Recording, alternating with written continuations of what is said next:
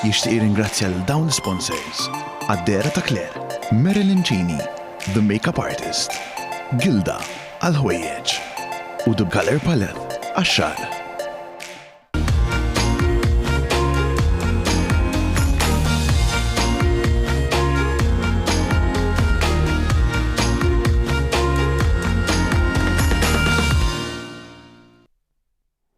Sinjuri, nselmilkom u nilqakom għal edizzjoni speċjali ta' 360. Illum huwa jum importanti ħafna għal Partit Laburista. Dan kif propju fil-kwartieri ġewwa il-Ħamrun bħalissa id-delegati qegħdin jivvutaw biex jikkonfermaw lil Perit Daniel Mikallef bħala deputat mexxej għall-affarijiet tal-partit.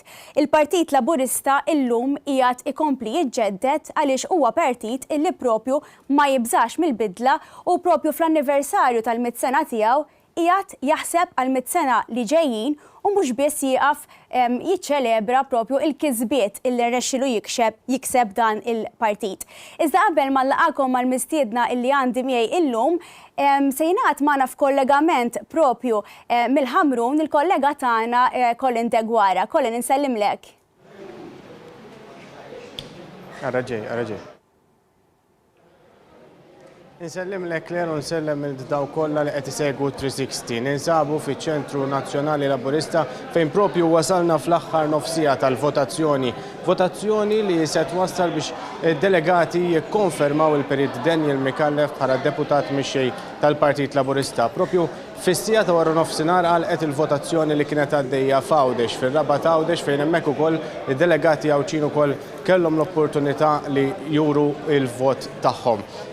Minn ħin għal-ħin se nkunu qegħdin nistennew ukoll il-wasla tal-kaxxi minn Għawdex ukoll biex hawnhekk imbagħad naħbdu proċess ta' sorting tal-voti biex hemmhekk imbagħad iwasslu anke għall-att tal-voti. Propju għall-ħabta tan-nofsija rajna li l-Perit Daniel Mikallef li wkoll ġie hawnhekk biex jivvota biex imbagħad ftit tal-minuti wara ġie wkoll il-Prim Ministru Robert Abela biex ukoll jixħed il-vot tiegħu. Aħna se nkunu qegħdin ninaqdu magħkom minn ħin għal ħin bl-aħħar żviluppi sadantant inħalli għalik Claire biex tkompli anke id-diskussjoni hemmhekk fl-istudju. Insellmilkom.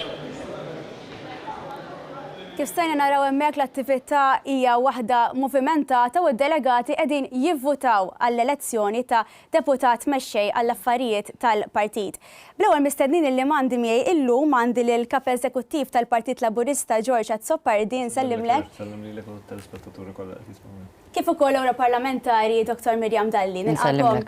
Illum huwa jum importanti, ġifieri kif stajna naraw hemmhekk dak il-kollegament ma' Colin, il-voti propju huma lesti fejn qed nitkellmu dwar Għawdex u l-voti għadhom għaddejjin propju f'Malta. George, nixtieq nibda bik. Il-Prim Ministru Robert Abela fid-diskors tiegħu waqt il-plenarja tal-Konferenza Ġenerali Straordinarja qal is-saħħa fil-Gvern u s-saħħa fil-Partit iż-żomma billi tibqa' għaddej bil-bidliet. Jekk ma tagħmilx dawn il-bidliet huwa kompla jgħid illi l-partit jistaġna. U għalhekk bla dubju li l-votazzjoni tal-lum qed tkompli turi kemm il-partit huwa lest li jkompli jinbidel kemm il-partijiet jkompli jiġġedded. Il-kummenti tiegħek. U nżid xi ħaġa oħra ma' dak li qed tgħid inti, il-votazzjoni tal-lum qiegħda ssir għal deputat mexxej li ftit ġimgħat ilu anke kien hemm emenda fl-istatut sabiex ikun deputat mexxej li ma jistax ikun membru parlamentari. Dik kienet bidla wkoll importanti, bidla li kif nafu kien hemm votazzjoni tajba ħafna fuqha. Ir-raġuni hija li rridu deputat mexxej li jkun qed jiffoka fuq il-ħidma tal-partit. Jiffoka fuq it-tiġdid tal-partit. Daniel Mikallef jrid ħajkun parti mit-tiġdid tal-partit, però hu jrid ukoll ikompli iħeġġeġ iktar tiġdid fil-partit. Irid ukoll ikun qed iħares lejn il-ħidma tal-partit u għalfejn li għandu jkun ukoll kritiku tal-ħidma tal-gvern. Irid ħares ukoll lejn responsabiltajiet li għandu l-gvern illum, speċjalment il-manifest elettorali, ġifieri nara li permezz tad-deputat mexxej għall-affarijiet tal-partit ukoll ikun qiegħed iħares lejn il-ħidma tal-gvern f'dak li għandu x'jaqsam ta' manifest elettorali u sintendi ikompli li joħloq policies ġodda biex il-partit jibqa' jasal għal ġejjin. Ħanaslu l-qoddim biex anke nsemmu il-100 sena tul dal-programm u hemmhekk nitkellmu fuq xemm imħejji biex il-partit ikompli jiġġedded anke permezz tal-100 sena. Mirjam, bla dubju li biex partit ikompli ibiddel għandu bżonn il-kuraġġ. Ġifieri huwa faċli, huwa komdu li il-bidliet ma jsirux. Ġifieri huwa faċli li wieħed jiċċelebra biss il-kisbiet tiegħu u jgħid isma' jiena wasalt sawn qiegħed komdu kif qiegħed u ma nagħmilx bidliet. Il-kummenti tiegħek. Din hija l-100 sena minn mindu l-Partit Laburista twaqqaf. Il-Partit Laburista matul din is-sena seta' joqgħod jiċċelebra l-100 sena tiegħu iħares lura jgħid dawn huma l-kisbiet li aħna għamilna matul dawn l-aħħar 100 sena u jkun għamel din is-sena sempliċiment ifakkar x'ikun għamel matul iż-żminijiet. Però l-kuraġġ ma jitlobx dak. U inti semmejt il-kelma kuraġġ, u naħseb hija l-iktar kelma importanti għal kull min qiegħed fil-politika. Jekk inti m'għandekx il-kuraġġ li tbiddel, allura postok mhuwiex fil-politika. Irrid ikollna il-kuraġġ li nkomplu nirriformaw. U jiena konvinta li il-kariga ta' deputat mexxej tal-Partit Laburista ġdid, persuna bħal huwa Daniel Mikallef, tista' twassal biex aħna bħala Partit Laburista inkomplu nirriformaw sew lill-Partit Laburista imma jiena ngħid ejja nħarsu lil minn hemmhekk. Aħna il-Partit Laburista huwa l-ikbar forza politika f'dan il-pajjiż. U jiena nemmen li bħala l-ikbar forza politika f'dan il-pajjiż irid ikollna vuċi anki biex inwasslu l-idejat tagħna dwar policies differenti. Il-gvern huwa differenti mill-partit. Il-Partit Laburista għandu rwol speċifiku fejn jista' iwassal il-vuċi ta' dawk kollha li jemnu fil-valuri li nemnu fihom aħna, dawk il-ħafna nies li jemnu fina u li tawna il-fiduċja tagħhom ukoll f'dawn l-aħħar snin u li jemnu li aħna nistgħu nkunu dawk il-persuni li nimbuttaw il-qudiem policies li verament jistgħu jagħmlu differenza fil-pajjiż. Issa biex tagħmel differenza fil-pajjiż ifisser li trid tbiddel, ifisser li trid tirriforma. U jiena nixtieq nara Partit Laburista li jkun fuq quddiem net policies innovattivi li joħroġ hemm barra u jagħti wkoll idejat ġodda lill-gvern jikkritika iva mela le fejn hemm bżonn imma l-ikbar rol tagħna jiena konvinta huwa dak li aħna nagħtu nresqu l-qudiem dawk il-policies li verament jistgħu jagħmlu differenza lill-elettorat tagħna u jien ngħid lil Maltin u Lawċin in ġenerali. Ekku, qabel nitkellem miegħek Mirjam dwar il-programm Lead nixtieq li anke nisma' l-opinjonijiet tiegħek George. Ġifieri jiena nemmen li l-programm Lead huwa propju eżempju ċar ta' kif il-partit qiegħed jaħseb fil-futur. Ġifieri apparti li qed jindirizza il-preżent huwa mod ta' kif qed jinvesti f'aktar nies, qed jinvesti fit-talent f'dan il-każ anke biex iressa aktar nisa lejn il-Partit Laburista għaliex qed inkunu avangard. Xi ħaġa illi dejjem rajna jien ħanara minn angolu ta' raġel. Qed hawnhekk ma' żewġ nisa. Qabel il-programm tkellimna wkoll meta attendejt il-ġimgħa l-oħra propri bħallhom ġimgħa fejn Mirjam u t-tim tagħha x-xogħol kbir li tagħmel biex iktar nisa jipparteċipaw fil-ħidma politika. Il-parteċipazzjoni biss li kien hemm ukoll kienet waħda inkoraġġanti, waħda sabiħa. It-taħriġ li jingħata huwa taħriġ bla dubju importanti, però dejjem bqajna minkejja li kważi ingorru nilmentaw dejjem naraw li hemm iktar maġġoranza ta' rġiel fil-parteċipazzjoni l-iktar politika versus kemm kien hemm nisa. Allura nkunu rridu nagħtu daqsxejn dik il-bottatura u l-partit qed jagħti naħseb mhux bottatura żgħira imma bottatura kbira biex ikun hemm iktar parteċipazzjoni tan-nisa. Il-programm Lead bla dubju għandu postu, anzi kważi rridu nsaħħu iktar u naraw fejn jista' nkabruh il-programm Lead. It-taħriġ lin-nies fil-politika naħseb trid tingħata wkoll biex inkunu fer kemm irġiel u anke nisa xawek tajjeb. Kont ħanaqtilkom dwar dan, ġifieri qegħdin naraw jiena niltaqa' ma' żgħażagħ ġifieri li huma wkoll ta' sess maskilu jgħidu li isma' jiena xorta waħda għandi bżonn dak it-taħriġ biex jiena nħossni komdu illi nikkontesta għall-elezzjoni. Ġifieri il-partit għandu f'moħħu wkoll li forsi l-programmi tikompli espandi. U mhux biss biex jikkontesta l-elezzjoni biss għax il-ħidma politika mhumiex dawk biss li jikkontestaw l-elezzjoni jfittxu siġġu parlamentari, imma l-ħidma politika hija waħda ferm kbira, speċjalment anke fil-qasam tal-partit. Però il-partit joffri taħriġ ukoll anke għal dawk li jkunu mhumiex nisa mhux parti mill-Lead illi jkunu jridu jipparteċipaw fil-ħidma politika. L-istess nies li jkunu jaħdmu fil-ħidma tal-partit ukoll iħeġġu biex ikun hemm dem ġdid mat-timijiet tagħhom ħalli iva l-ħidma tkompli tikber u iktar u iktar titkattar minn ġenerazzjoni għall-oħra. Il-ġimgħa ftit tal-ġranet ilu tqajt ma' sħabna tal-veterani, il-veterani laburisti.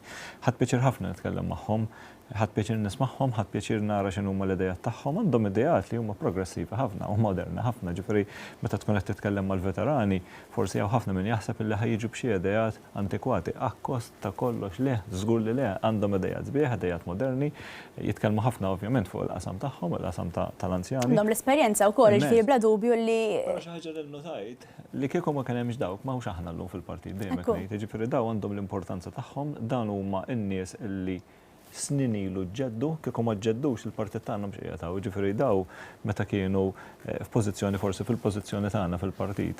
Huma ħasbu biex jiġġeddu, huma ħasbu biex jakkwistaw u kwastaw ħafna kisbiet għall-partit u għall-pajjiż u min jaqra l-istorja tal-partit jaf kemm kwistaw dawn in-nies, ġifieri kemm kwistaw kisbiet għall-pajjiż u għall-partit.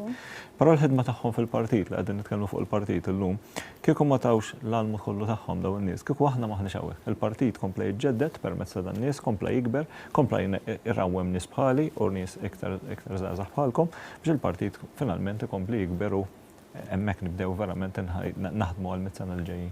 Il-Partit Laburista bla dubju li mhux qed jiġġedded biss illum l-elezzjoni għal deputat mexxejja l-affarijiet tal-partit propju minn ħina l-ieħor qegħdin naraw anke l-andament fiċ-Ċentru Nazzjonali Laburista. Iżda iġġedded ukoll b'amministrazzjoni ġdida illi propju għadha kemm tħabbret mill-Partit Laburista. Għandna lil Ramona Attard illum President tal-Partit Laburista.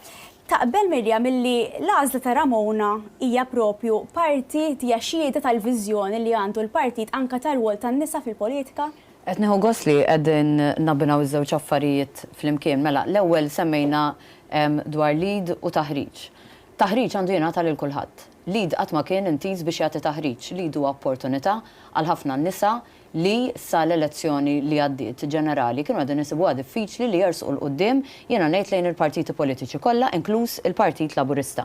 Jiġifieri aħna meta kellna riżultat straordinarjament tajjeb fl-aħħar elezzjoni ġenerali, l-unika ħaġa li jiena ħassejt li vera kelli nikkritika u li personali weġġatni kienet l-ammont żgħar ta' nisa li mbagħad kellna eletti fil-Parlament Nazzjonali. Imma jekk tħares ukoll għaliex kellna vera ftit nisa eletti, kien il-fatt li ma kenniex biżżejjed kandidati nisa li n-nies kienu jafu. Ħafna nies jivvutaw għal dawk in-nies li jkunu draw, ikunu jafu, they know what they stand for, x'inhuma l-valuri tagħhom. U meta tkellimt ma' ħafna nisa li tinteressom il-politika ma li dejjem għadu pass lura milli jersqu l-qudiem biex ikunu kandidati, kien il-fatt li jgħidulek jiena ma kellix biżżejjed żmien biex in-nies li isiru jafuni. U fost l-iktar kummenti li jiena jibqgħu jidwu f'moħħi kien hemm ta' Mirana Ġus Silvio hija parteċipanta li daħlet mal-ewwel grupp ta' Lead u meta nidejna Lead kienet qalt li jiena llum ħassejt li l-Partit Laburista qed jgħidli li veru għandu bżonna. Jiġifieri Lead huwa opportunità biex aktar nisa jersqu l-qudiem lejn il-politika. U naħseb l-aħħar snin rajna ammont ta' nisa li resqu l-qudiem u li ikkontestaw l-elezzjonijiet tal-Kunsilli Lokali jien għamlu kien forward li nara aktar nisa anke minn Lead li jikkontestaw l-elezzjoni ġenerali. Ovvjament Lead se jkompli, anki Robert Abela tkellimt miegħu u huwa favur li il-programm ikompli u li kif qal George inkomplu insaħħuh. Il-fatt li għandna l-ewwel President mara tal-Partit Laburista felluq il-100 sena. Jiena għalija dan huwa xhieda ta' kemm il-partit irid ikompli jirriforma u jrid ikompli jimxi l-qudiem u jrid ikompli jinbidel. Forsi ħafna nies meta jkunu qegħdin jarawna jgħidulna imma mhux ovvja nażel mara jew raġel skont il-kompetenzi veru. Imma ir-realtà hi li sallum il-ġurnata sfortunatament rajna ftit wisq nisa li jersqu l-qudiem biex l-elettorat ikun jista' jażel minnhom. U jiena nemmen li għandna Ramona Attard President, Catherine Fenek bħala is-Segretarju Eżekuttiv tal-Partit Laburista, jiena li dawn huma nies li fajnejn anki ż-żgħar tagħna jkunu role models. Għaliex iż-żgħar tagħna jridu jaraw aktar nisa role models fil-politika. George, meta nisma' Mirjam titkellem nibda ngħid imma x'differenza l-Partit Laburista mill-Partit Nazzjonalista. Ġifieri aħna qegħdin naraw illi l-uċuħ illi qegħdin naraw f'kargi importanti llum fil-Partit Laburista aħna kburin bihom u qegħdin pon wieħed warahom. Ma nistgħux ngħidu l-istess ħaġa għal dak li għaddej fil-Kap Nazzjonalista. Nixtieq il-kummenti tiegħek dwar ma ninsewx li l-Partit Laburista kif semmi tajjeb anke Mirjam qed ikompli jiġġedded għaddejna minn ħafna bidliet. Iżda kienu bidliet pożittivi u li bħala partit bħajna maqudin. Tant ma jixtiequx jiġġeddu li anka elezzjoni fej eleġew mexxej minn mit-tesserati kif għamilna aħna fil-bidu ta' din is-sena ukoll ma ċċettawiex. Għandek grupp ta' nies li ma nafx għal xiex, fortunatament jew sfortunatament daw jaħsbu l-partit huwa proprjetà tagħhom. Differenti totalment mill-mod kif jaħdem il-partit tagħna. Neħu gost nitkellem iktar fuq il-partit tagħna jiena klir iktar minn kollox, għaliex tant hemm xtejt u affarijiet sbieħ illi tant as paragun minn partit għal ieħor ma hemm illi meta toqgħod tara kif qed jaħdem bħalissa l-Partit Nazzjonalista komparat mal-mod kif qed jaħdem il-Partit Laburista hemm baħar jaqsam. Xi ħaġa li ninnota li minn minkejja dak l-isfrakas kollu li għaddej fil-Partit Nazzjonalista daw xorta jxamru l-kmiem biex ixekklu lill-gvern biex jikkritikaw b'mod vera ħażin lill-gvern għax li tikkritika l-gvern hija xi ħaġa tajba li joħolqu l-ostakli l-gvern u meta ngħid joħolqu l-ostakli ma joħolqux l-ostakli hawn Malta, ma joħolqu l-ostakli fl-Ewropa kif tista' tgħidilna Mirjam.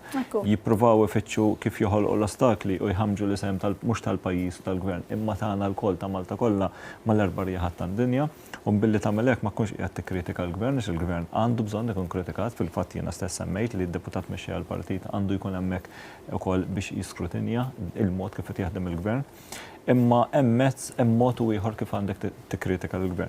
Il-gvern qiegħed hemm biex jaħdem, il-gvern ikun qed jagħmel l-affarijiet u għandu pjan biex jasal għalihom, iva għandna nikkritikaw, aħna stess noħolqu anke areas fejn in-nies tagħna għandhom jiġu jkun qed jitalmu fuq il-ħidma tal-gvern, qed jridu jkun jafu il-gvern x'qiegħed jagħmel, hemm fl-istess ħin ikunu ta' skrutinju għal dak li qed jagħmel, imma li għandek oppożizzjoni daqshekk imkisra, daqshekk bi problemi, imma fl-istess ħin tara kif issib mezz u tagħmel ħsar il-gvern hija mhux aċċettabbli. Ħaddu l-kelma oppożizzjoni letteralment, ġifieri aħna qegħdin naraw oppożizzjoni li flok qed tressaq il quddiem l-idea tagħha qiegħda topponi dak kollu illi tara quddiem. U dak kollu għalfejn biex erba' min-nies li jaħsbu l-partit huwa tagħhom irrelevanti x'jaħsbu l-maġġor parti tal-partitarji tagħhom tafawhom fil-ġenb isma' dal-partit huwa tagħna mhux imbilli tgħid int hawnhekk aħna ħanmexxu aħna. U rrid nieħu spunt minn dan Mirjam, ġifieri kemm hu sabiħ li qegħdin naraw il-Partit Laburista jħaddem id-demokrazija. Jiġifieri llum qegħdin naraw id-delegati qegħdin jivvutaw għal deputat mexxej għall affarijiet tal-partit u tajnihom ġifieri l-għażla li jagħmlu dan li jsemmaw leħinhom rajna wkoll il-Peridden il-Mikallef li niżel għandhom u tkellem magħhom jiġifieri attitudni totalment differenti. Mhux dik biss, Claire, jiena xi ġimagħtejn ilu kien il-ħadd indirizzajt laqgħa l-Mosta u kienet laqgħa li attendew għaliha ħafna nies. U ħadd gost għaliex stajt nara differenza skjetta bejn il-mod kif iġib ruħu l-Partit Laburista u l-attitudni tal-Partit Nazzjonalista. Għaliex il-Partit Laburista, kif semma anke George, aħna għaddejna minn elezzjoni ta' mexxej fil-bidu ta' din is-sena li ma kienx miftuħa għad-delegati biss, kienet miftuħa għall-membri kollha tal-Partit Laburista. Fil-Partit Laburista, kontrarjament tal-Partit Nazzjonalista, mill-għada, jew minn dakinhar stess ngħid jien li ħareġ ir-riżultat, inqadna kollha wara il-Prim Ministru ġdid, wara Robert Abela. Għaliex nemmnu li inti fejn għandek l-għaqda tista' verament twassal għal riżultati pożittivi. Id-differenza hija ċara u jista' jara kulħadd. Li kieku il-Gvern u l-Partit Laburista mhumiex maqudin flimkien. U jiena meta ngħid il-Partit Laburista se tinsemmi wkoll id-delegazzjoni tal-Partit Laburista fil-Parlament Ewropew bil-ħidma li aħna nagħmlu wkoll f'isem pajjiżna. Tara d-differenza meta tara r-riżultat li l-Prim Ministru Robert Abela ġab fi Brussell ftit ta' ġranet ilu bl-ikbar pakkett finanzjarju li qatt gawda minnu pajjiżna. Issa għandek ħafna esponenti tal-Partit Nazzjonalista uħut minnhom li jgħidu li jifhmu ħafna wkoll fejn jidħlu issues ta' budget li jippruvaw iċekknu dan il-pakkett finanzjarju. Mingħajr ma rrealizzaw id-differenza skjetta ta' dak li irnexxielu anki jinnegozja il-Prim Ministru Robert Abela. F'ċirkostanzi fejn għandek l-Ingilterra ħarġet mill-Unjoni Ewropea. Il-budget inbidel ukoll. Prosit, ġifieri għandek net contributor li kien jagħti ammont kbir ta' flus li issa m'għadux preżenti hemmhekk. Pajjiżna għandu waħda mill-iktar ekonomiji b'saħħithom fl-Unjoni Ewropea kollha kemm hi u għandu wieħed mill-inqas rati ta' qatt fl-Unjoni Ewropea kollha kemm hi. 3 fatturi li setgħu waslu biex il-Prim Ministru jġib pakkett finanzjarju ferm inqas tajjeb minn dak li rnexxielu jinnegozja.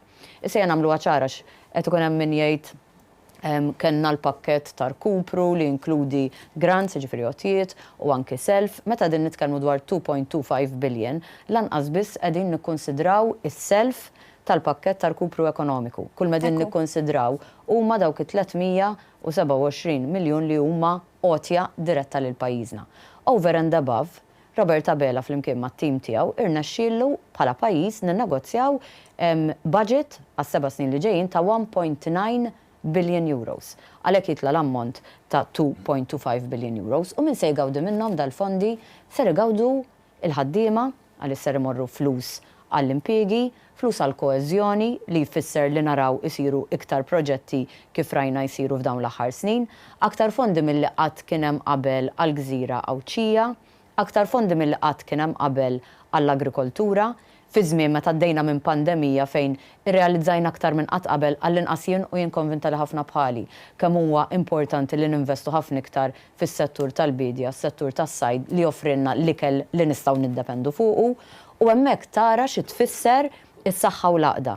Għaliex għandek Prim Ministru u partit maqut miegħu li qed jirnexxielu jinnegozja dawn l-affarijiet pożittivi ħafna għal pajjiż kollu kemm hu. Għax aħna at the end of the day ma jinteressanix il-Partit Laburista biss, jinteressana il-pajjiż kollu kemm hu. Versus sitwazzjoni fil-Partit Nazzjonalista fejn għandek dan il-ġilied intern. Eżatt, u ġorġ, xinu spunt minn dan, il-Partit Laburista huwa importanti li jkompli jiġġedded u li jkompli jilħaq aktar nies għaliex finalment ikun qed jirrappreżentana fil-gvern meta n-nies jiġu biex jażlu. Jiġifieri minkejja li għandna distinzjoni bejn dak il-ħidma li qed jagħmel il-partit u dak li qed jagħmel il-gvern. Il-partit, jiġifieri meta naraw il-ministri tilgħu mill-partit, jiġifieri tajjeb li nfakru wkoll l-importanza li l-partit jibqa' jiġġedded u jibqa' jressa l qudiem idejat biex finalment narawhom jitwettqu fil-gvern. Jekk tara l-mod kif jaħdmu anka diversi membri parlamentari, diversi il-kabinet, tara l-entużjażmu li għandhom u jien innotajt l-iktar l-entużjażmu li għandhom ħafna minnhom propju anka fi żminijiet diffiċli fi żmien meta konna għaddejjin bil-COVID, illi minkejja li l-fokus mhux tagħna biss, mhux tal-gvern biss, mhux ta' kulħadd madwar id-dinja kollu kien propju fuq dan il-virus u kif ħankun qegħdin induru miegħu. Tinsiex li din kienet esperjenza totalment ġdida għal kull wieħed u waħda minnha li mhux tgħid tisma' din soltu nittak li għadda l-mod. Din hija esperjenza totalment ġdida anke l-istess nies li jaħdmu fil-qasam tas-saħħa. Però tara diversi ministri u segretarji parlamentari li fil-qasam tagħhom baqgħu għaddejjin. Ix-xogħol baqa' għaddej. Il-fokus ġifiri ta' qed isir mill-lat ta' news value ovvjament kien mitluf u kollu imdawwar mal-COVID, però l-ħidma baqgħet għaddejja. U hemm tara wkoll kemm minkejja li issa dan huwa gvern li daħal fit-tieni parti tal-leġislatura tiegħu, imma l-entużjażmu li hemm, l-entużjażmu daqs li kieku għadna nitilgħu fil-gvern il-bieraħ. Xi ħaġa li rid nagħmel punt ukoll fuq il-budget li akkwista l-gvern kienet ma nafx kif in-nazzjonalisti waslu fir-redikolaġġ li l-pajjiż kwista xi 300,000 biss. Ma nafx kif ma nafx smajtuwiex din fil-medja imma possibbli ma jistħux imorru qudiem in-nies tagħhom daw u jgħadduhom biżmien u joħolqu li l-pajjiż kwista jien qarajta dil ħaġa. Li tqarraq bin-nies tiegħek. U hemm ċari għax dan huwa punt interessanti ma ninsewx il-Partit Nazzjonalista jew ċertu esponenti tiegħu bdew from day one ibeżżaw li l-pajjiż se joħroġ aktar milli jdaħħal. Meta bdejna nsemmu dawk it-tliet fatturi, bdew jgħidu noħorġu aktar milli ndaħlu. Meta tara fir-realtà x'ġab il-pajjiż u x'ser joħroġ il-pajjiż, il-pajjiż se jibqallu fidejh ħafna iktar milli kienu għadin ibassru. Ġifri il-pajis se jkollu fidejh aktar minn 1.03 biljuni jekk minix qed nisbalja. U ma ninsewx fil-budget li għadda meta kien innegozjat minn nazzjonalisti u kellna sitwazzjoni fejn l-ekonomija kienet arkubtejja, naħseb ħafna nies jiftakru, il-qatt dejjem tiela, ma ġabux xi budget ħafna ikbar minn dan, il-budget kien ta' 1.1 billion. Ġifieri b'dawn iċ-ċirkostanzi kollha fejn il-pajjiż sejr vera tajjeb, fejn l-Unjoni Ewropea forsi kellha kull skuża li tgħidilna isma' jrid ikolkom budget ħafna inqas minn hekk, sabu gvern b'saħħtu li kien kapaċi jinnegozja u nnegozja tajjeb għal ġid tal-Maltin u l-Awċin kollha. Jina ngħidilkom li Alla ħares ma kellniex il-Prim Ministru Robert Abela fil-gvern u l-Partit Laburista fil-gvern għaliex ma nafx kien jiġri minn dan il-pajjiż. Immaġna sitwazzjoni fejn illum għandna l-Partit Nazzjonalista fil-gvern bis-sitwazzjoni preżenti li qegħdin ninnegozjaw dan il-budget bħalissa. Immaġna biss. Però hemm differenza waħda għax inti semmejt il-kuraġġ. Il-Partit Laburista li għandu differenti mill-Partit Nazzjonalista u li ma jaqtax qalbu. Il-Partit Nazzjonalista jien meta kont nisma' l-esponenti tiegħu kważi jgħidulna li ħandaħlu inqas milli noħorġu għax ħanħorġu ħafna iktar. Kienu jisom qataw qalbhom u taf kif meta taqta' qalbek li se tagħmel xi ħaġa. Allura toqgħod kuntent blituk. Mentri l-attitudni tagħna hija differenti. Aħna ma nikkuntentawx blitun, aħna ma naqtawx qalbna, aħna għandna l-kuraġġ li nkomplu niġġieldu għall-affarijiet u nirriformaw għalek u koll f'din il-100 sena u aktar sinifikanti, għalix nemnu li finalment jekk inti tiġġielet iktar għall-affarijiet, ser gawdu in-nies, ser gawdu ċittadini l-aktar vulnerabli u l-ħaddiema li aħna finalment bħala Partit Soċjal-Demokratiku nirrappreżentaw.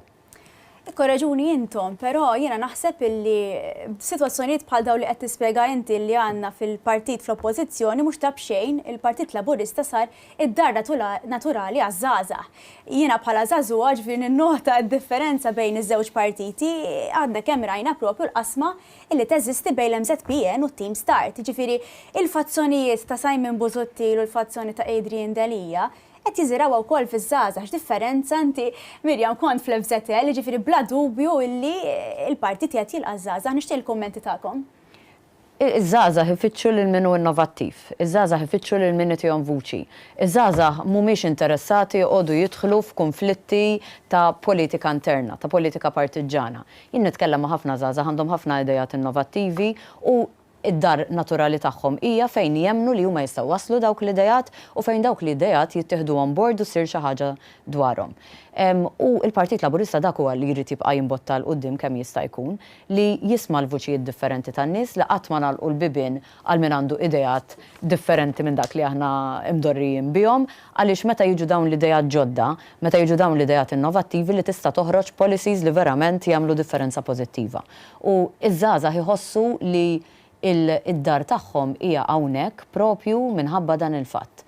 U l-fatt ukoll li bħala Partit Laburista aħna dejjem poġġejna l-interess tal-Partit Laburista u tal-pajjiż qabel l-interess individwali tagħna.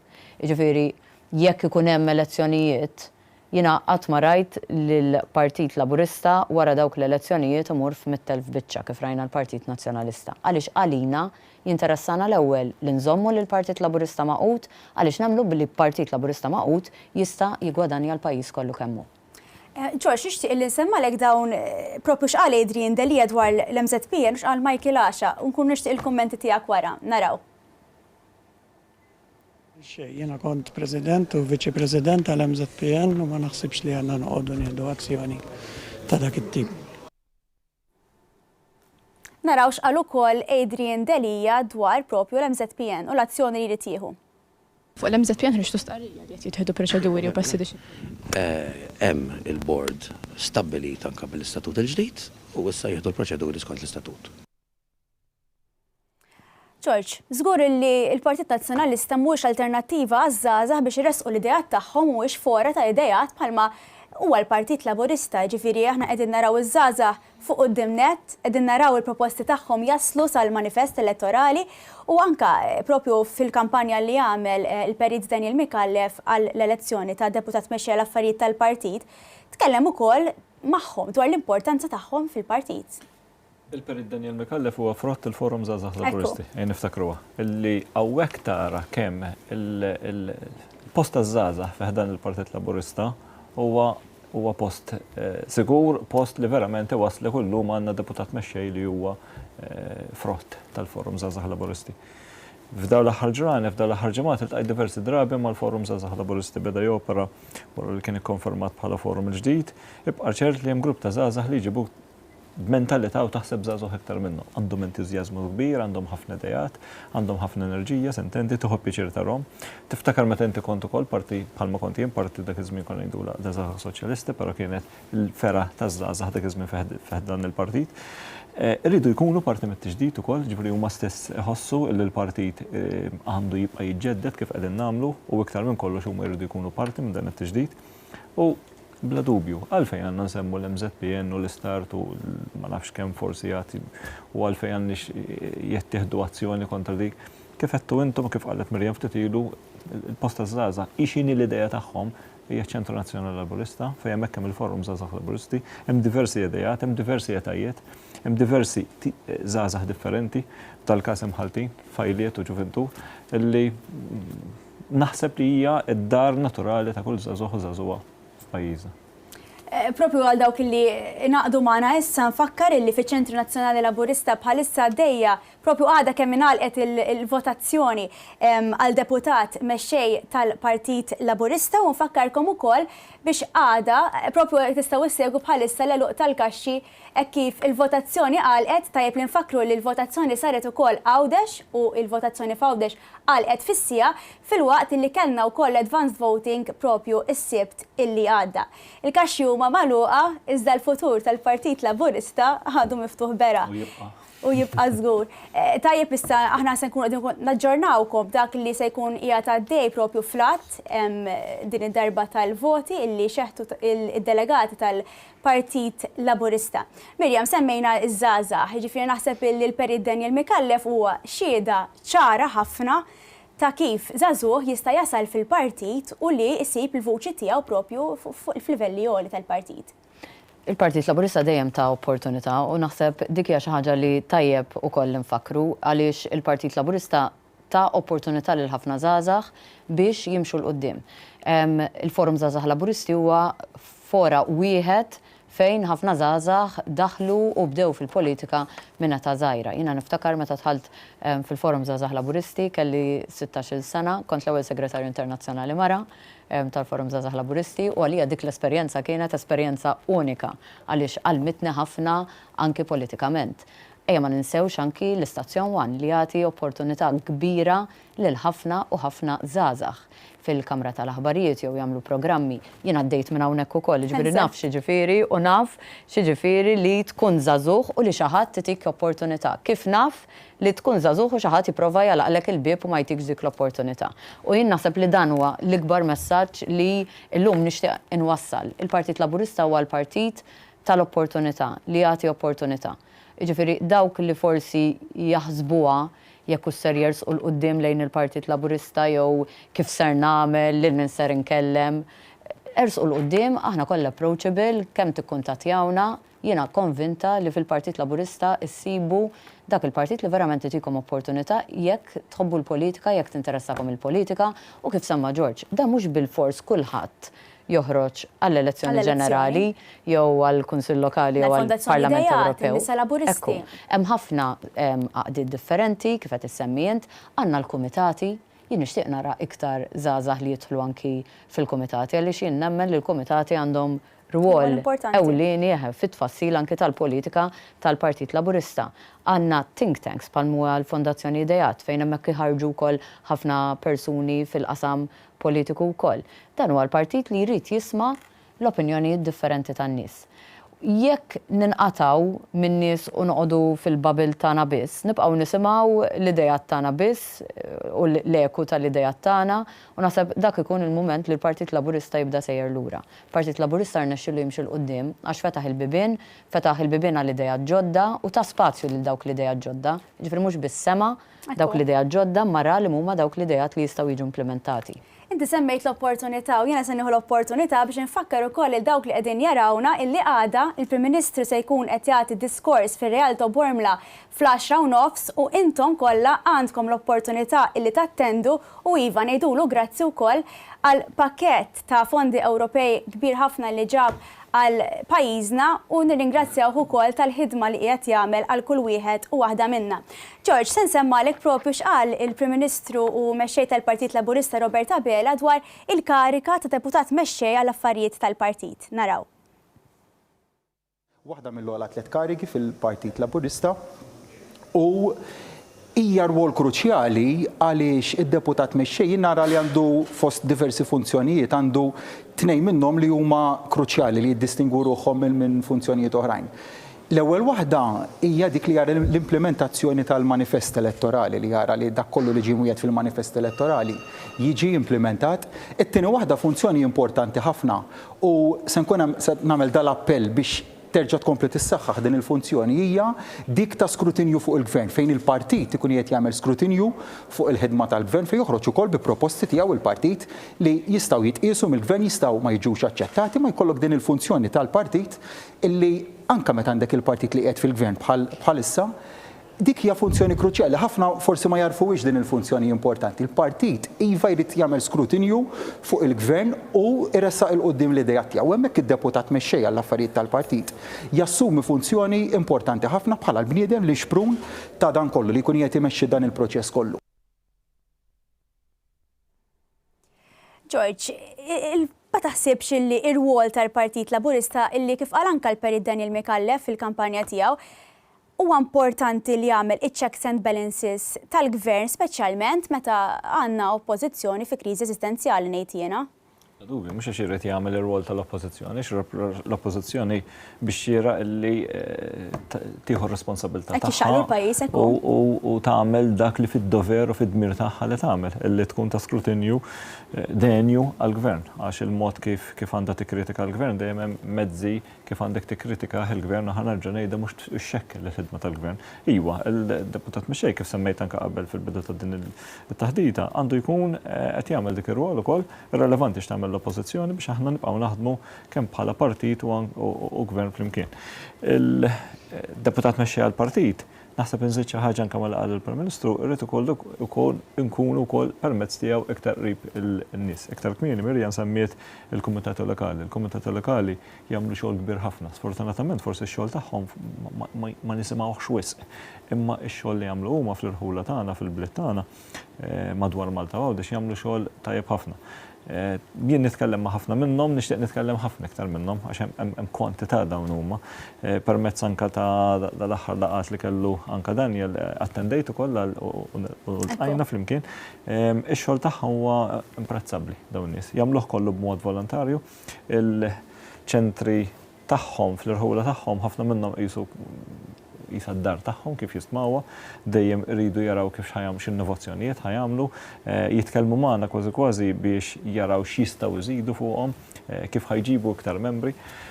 Xi ħaġa li ħammorru għalija anke bħala partit kif jgħaddi s-sajf biex anke nagħmlu kampanja biex inħeġġu iktar membri jidħlu membri tal-Partit Laburista u għawek għajna ġaw morru fuq il-komitati lokali. U nizlet l-età wkoll, ġifieri tajjeb li nispjegaw anke dwar dak l-aspett. Eżatt, imma dak imbagħad meta naslu għall-kampanja ta' membership nispjegawha daqsxejn iktar fid-dettall. Iva, imma naħseb din ir-rwol tad-deputat Mexxej apparti dak kollu li semma l-Prim Ministru, il-link ħanejdilha hekk bejn il-komitati lokali u l-partit hija rwol li bla dubju naħseb ħajkollha daqsxejn iktar importanza u l-fatt li l-lum mhux se jkun membru parlamentari naħseb ħattati iktar. Xtaqt l-opinjoni ta' Mirjam propju dwar dan, ġifieri x'in l-opinjoni tiegħek dwar il-fatt li issa d-deputat mexxej l-affarijiet tal-partit se jkun iffukat totalment fuq il-ħidma tal-partit.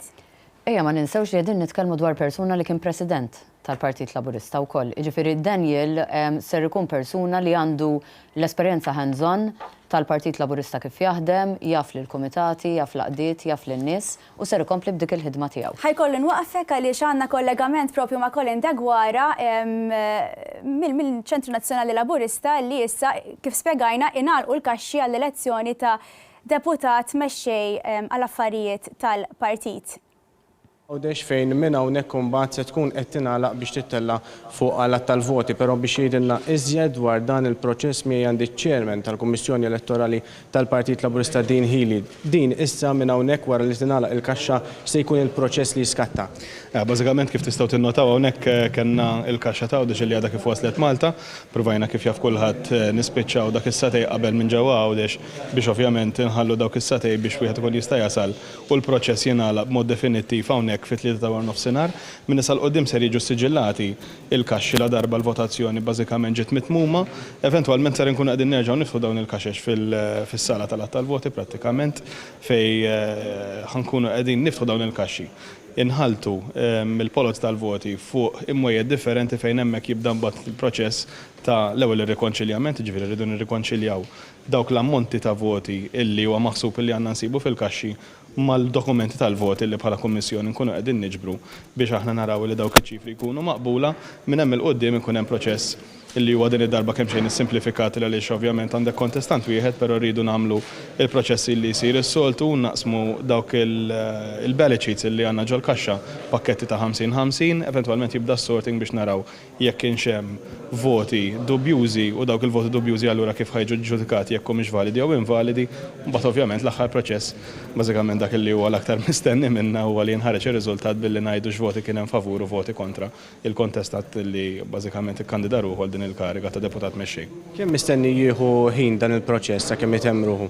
Ma rridux inkunu preżuntużi żejjed għaliex naf li jkun hemm stennija kbira għal dan il-proċess, però bażikament l-iktar parti tensjuża ta' dan il-proċess kollu huwa dak li kont qed nispjega qabel ir-rikonċiljament la darba aħna naqblu dwar dak li huwa maħsub li għandna nsibu fil-kaxxi ma' dak il-voti li aħna suppost qassamna lill-kontestanti anzi skużawni, lill-votanti li ġew hawnhekk f'dan il-proċess, u mbagħad minn hemmhekk il-qudiem il-proċess għandu jkun wieħed iktar mexxej u jkun jista' jinħareġ ir-riżultat. Qegħdin nikkalkulaw illi u qed nitkellem fil-wisa biex ma nollix l-aspettattivi għal xejn, però sal-5 ta' nofsinhar għandu jkollna ir-riżultat mod definittiv.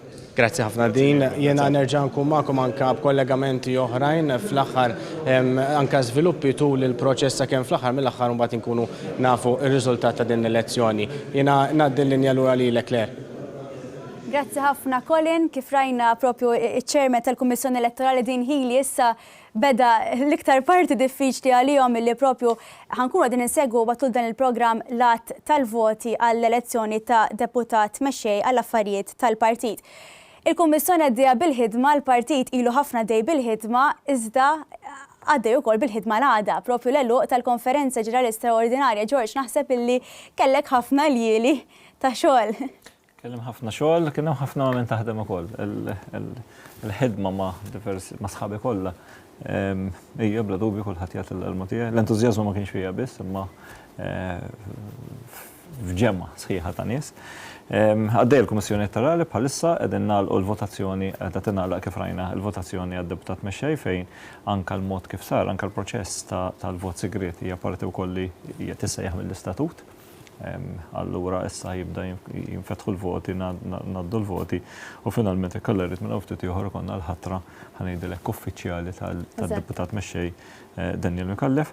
Għadha nisbħu filgħodu Bormla. Għadha nisbħu l-Bormla, immorru r-Realto u hemmhekk tajjeb illi ngħidu illi fl-10 ħajbdew il-kellima tagħna fejn tingħalaq il-konferenza permezz tas-segretarja tiftaħ segretarja tal-Eżekuttiv Katrin u taqra l-minuti u mbagħad ikonna il-diskorsi minn Ramon Aħtar li għal-President jitkellem Daniel Mikallef li jkun id-deputat mexxej għall-affarijiet tal-partit, il-Chris Fern li huwa deputat mexxej għall-affarijiet tal-Parlament u l-għeluq tal-diskors tal-Prim Ministru tagħna Dr. Robert Abela fejn kif attinti tajjeb illi nagħtu l-appoġġ tagħna bil-preżenza tagħna mhux biss għal dan li akkwistajna dil-ġimgħa mill-att ta' fondi Ewropej, imma f'da 6 xhur min jannallaw li ilu Prim Ministru nafu kemm kellna tela jibsa, nafu li bqajna għaddejjin bis-suċċess, nafu li bqajna għaddejjin b'ħidma ma tieqaf qatt. Illum li jimparti minna għax jiena ftħalt f'daw l-aħħar xhur ukoll f'din il-kariga tkun taf kemm iġġib magħha xogħol u la għandek is-sib, la għandek il-ħadd, la għandek tal-flaxija, però finalment dak li tkun qed tagħmlu mill-qalbek u finalment taf li ħadd tasal u taf li ħajġib ir-riżultat li ma riżultat ħajgawdu minnu diversi nies. Allura dejjem tagħmlu u jtik iktar koraġġ dak li tagħmel. Allura ħanistiednu lil kulħadd li tajjeb ngħidu li għadha l-attività u d-diskors tal-Prim Ministru ħajkun miftuħ għal kulħadd mhux għad-delegati biss. Ora ħanistiednu lid-delegati kotla u sentendi l-pubbliku ġenerali biex ikun fir-realtà magħna fl-10 ta' filgħodu u nassistu għad-diskors tal-Prim Ministru. Ekku, diġà l-Partit Laburista qiegħed imorru għand in-nies lok jiġu għandu ġifieri rajna anke li l-Partit Laburista ħareġ u mar propju fir-Realto Bormla. Mirjam, l-appell tiegħek biex għada il-pubbliku jattendi propju fir-Realto Bormla għad-diskors tal-Prim Ministru kif qal tajjeb ħafna George fl-10 u l-kummenti konklusivi tiegħek dwar l-elezzjoni li qegħdin naraw illum.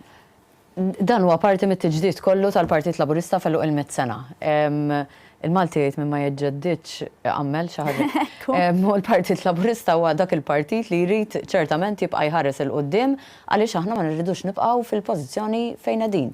Tajjeb kemm tkun tajjeb dejjem trid tara li timxi l-qudiem. L-appell tiegħi lin-nies huwa biex għadha jnaqdu magħna, f'Bormla hija waħda minn serje ta' attivitajiet fejn kif qed tajjeb inti l-Partit Laburista qed imur għand in-nies, rajnieh jagħmel laqgħa tal-eżekuttiv mar Saxlok, mar il-Mosta, diġà kellna laqgħa oħra Bormla, għal darba oħra ħanerġgħu mmorru għada Bormla. Jiena konvinta li fil-ġimgħat u xhur li ġejjin propjament iktar wara s-sajf nassumi ser immorru iktar għand in-nies u dik hija d-differenza. Aħna rridu li nibqgħu immorru għand in-nies, rridu nibqgħu man-nies u nisimgħu minn għand in-nies. Għaliex il-moment li naqtaw il-kuntatt tagħna man-nies, allura mbagħad ikun il-moment fejn ma nkunux nistgħu verament nofru dawk il-policies li jagħmlu differenza. U l-appell tiegħi huwa biex in-nies jersqu lejn il-Partit Laburista, aħna ser nersqu lejhom ukoll u għada hija l-okkażjoni fejn jistgħu jiġu propju hemmhekk f'Bormla biex inkunu kollha flimkien. Grazzi ħafna lilkom illi inaqadtu magħna u grazzi wkoll tal-ħidma li qegħdin twettqu fil-Partit Laburista u fil-każ tiegħek anke fuq livell Ewropew. Naddu issa għal break qasir, ibqgħu magħna l-att tal-voti fiċ-Ċentru Nazzjonali Laburista se jkompli u aħna se nkomplu naġġornawkom. L-għeluq tal-Konferenza Ġenerali Straordinarja tal-Partit Laburista. Il-ħadd 26 ta' Lulju fl-10:30 ta' filgħodu, ir-Realto Bormla. Diskors tal-Prim Ministru u mexxej tal-Partit Laburista Robert Abela. Ingħaqad magħna, flimkien nibagħtu messaġġ b'saħħtu ta' għaqda u tiġdid.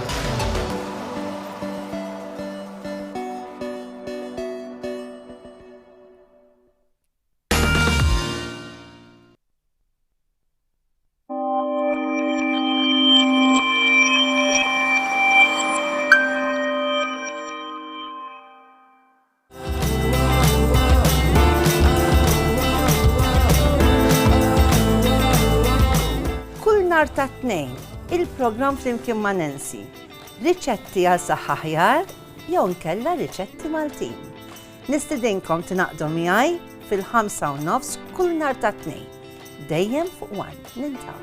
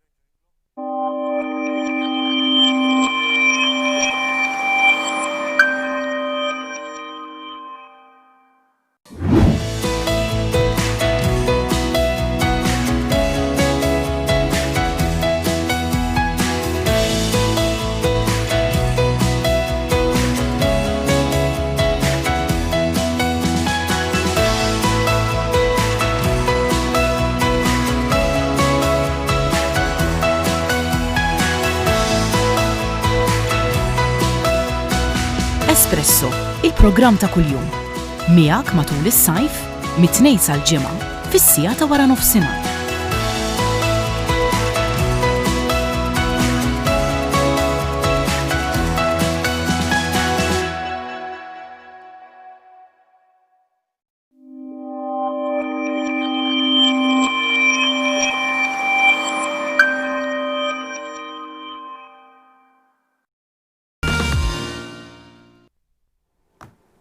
Nilqakom lura magħna għal edizzjoni speċjali tal-programm 360. Għadna kif rajna kif fiċ-Ċentru Nazzjonali Laburista qegħdin jinfetħu il-kaxxi hekk kif għadha kemm ingħalqet il-votazzjoni għal deputat mexxej għall-affarijiet tal-partit, votazzjoni illi għalija ivvutaw id-delegati kemm f'Malta kif ukoll f'Għawdex bil-votazzjoni ilha għaddejja propju mid-9 ta' dalgħodu u kellna wkoll l-advance voting is-sibt illi għadda. Fl-ewwel parti ddiskutejna ħafna dwar il-ħidma tal-partit, iżda issa għandi wkoll żewġ mistiedna oħra miegħi biex inkomplu niddiskutu anke il-ħidma tal-gvern u l-ħidma tal-partit ukoll. Nilqa' miegħi l-Avukat Perit Dr. Robert Musumeci u lill-Avukat Dr. Elaine De Giorgio.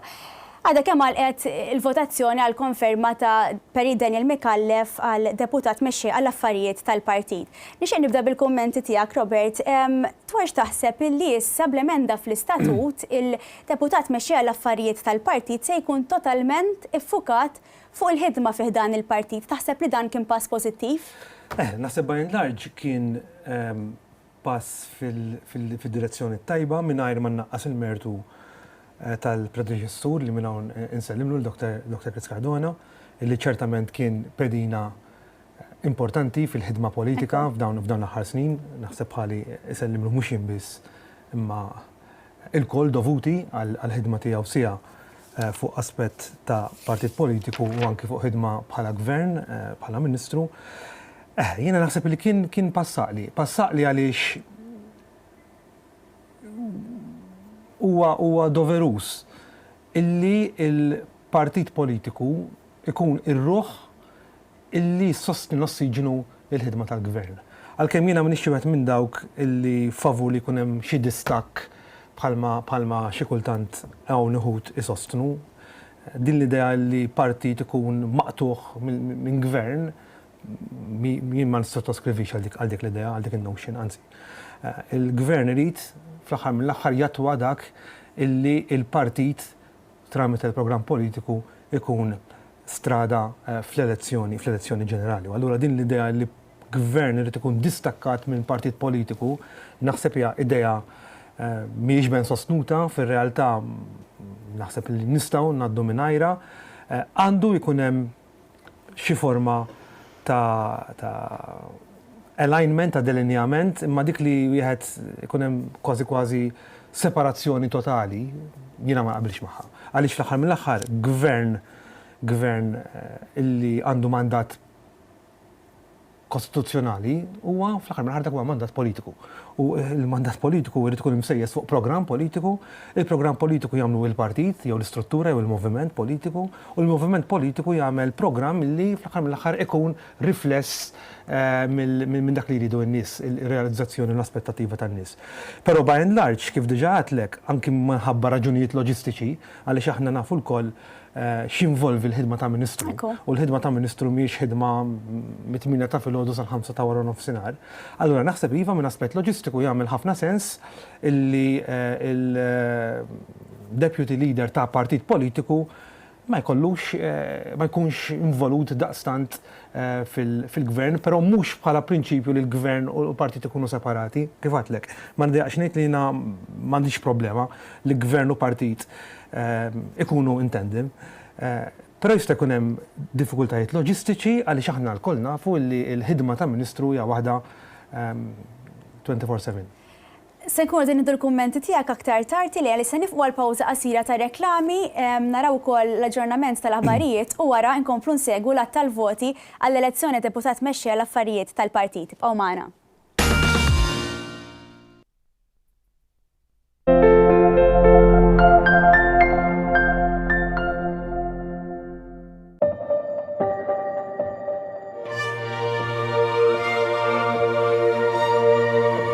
Bridgepoint. Life flows on. Works Home Improvements għal kull tip ta' żeba tal-moffa u silikatom tad-ditta Muracell.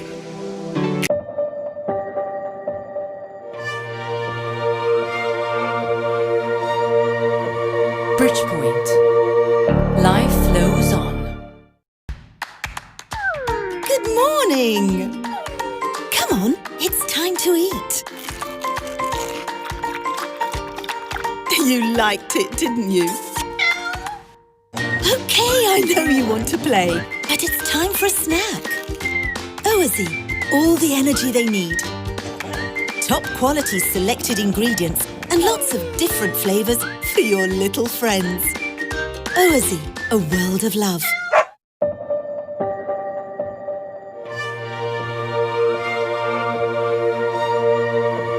Bridgepoint. Life flows on.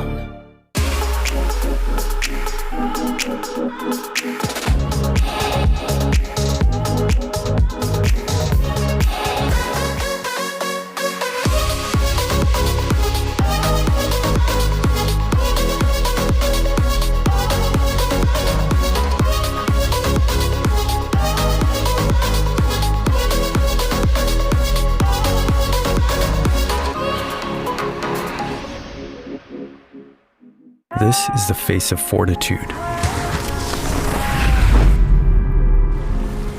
The face of authenticity.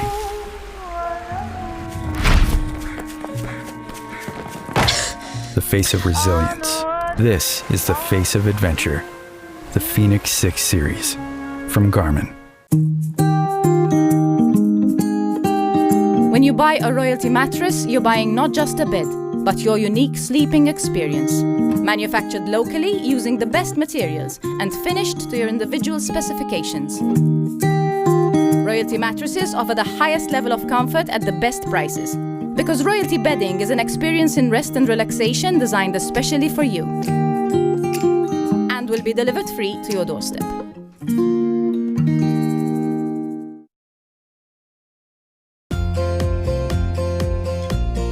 Sufanijiet tal-aqwa kwalità, stili u isin varjati li jinħadmu f'materjal differenti bħal ġilda, microfiber u f'kuluri varjati.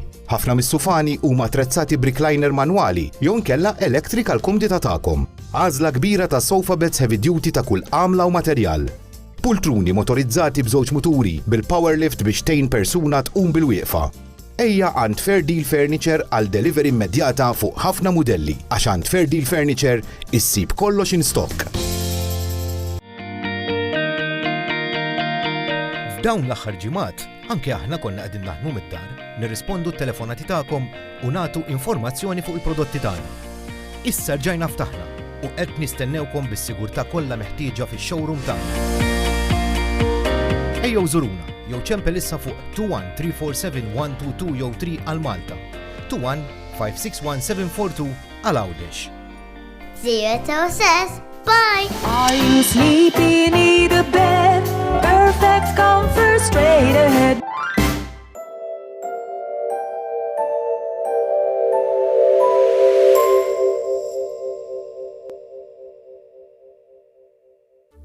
Meta ma nżommux distanza adekwata minn xulxin, il-virus tal-COVID-19 jinxteret b'mod drammatiku. Meta nżommu distanza ta' mill-inqas 2 metri bejnietna, ir-rata tal-imxija tal-virus tonqos ħafna. Jekk il-COVID-19 timxix jew le, jiddependi minnek. Waqqaf l-imxija tal-virus. Żomm id-distanza minn nies oħra.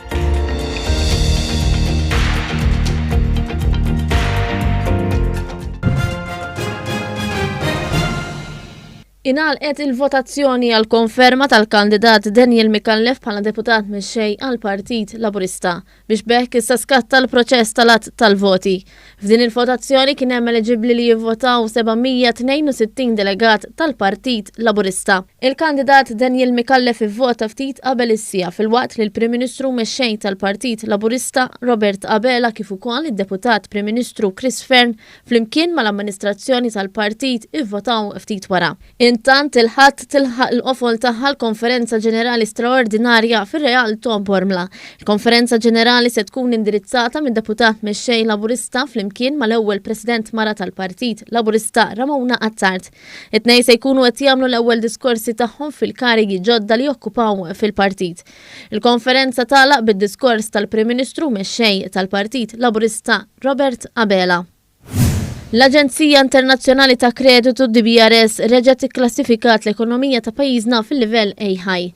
Dan ifisser li minkej li pajjiżna bħal kumplament tad-dinja għadda mill-pandemija, din l-Aġenzija li ma tħares lejn wiċħat żammetlu la klassifikazzjoni tal-ekonomija għal Malta li tat fi frar li għadda. Fl-osservazzjoni tagħhom l-esperti tad-DBRS qalu li l-qagħda ekonomika ta' Malta hija waħda stabbli anke minħabba l-andament ekonomiku u fiskali b'saħħtu li kellna fl-aħħar snin. Għalkemm dawn l-esperti jgħidu bl-isfidi li kull ekonomija qed taffaċċja minħabba l-effetti tal-imxija, dawn sostnew li l-ekonomija Maltija se tirpilja. Ir-rapport tad-DBRS isemmi li l-potenzjal għal tkabbir ekonomiku se jibqa' wieħed b'saħħtu u fuq 3%. Semmew ukoll kif it-tnaqqis fil-prodott domestiku gross li jfisser tnaqqis fit-tkabbir ekonomiku huwa fost l-inqas li se jkun reġistrat fl-Unjoni Ewropea din is-sena.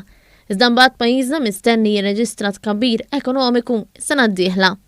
Qalu li dan tisqu wkoll il-Kummissjoni Ewropea. Intant, il-Prim Ministru Robert Abela laqa l-klassifikazzjoni ta' A-high li l-Aġenzija tal-Kreditu Internazzjonali DBRS reġettat lil Malta.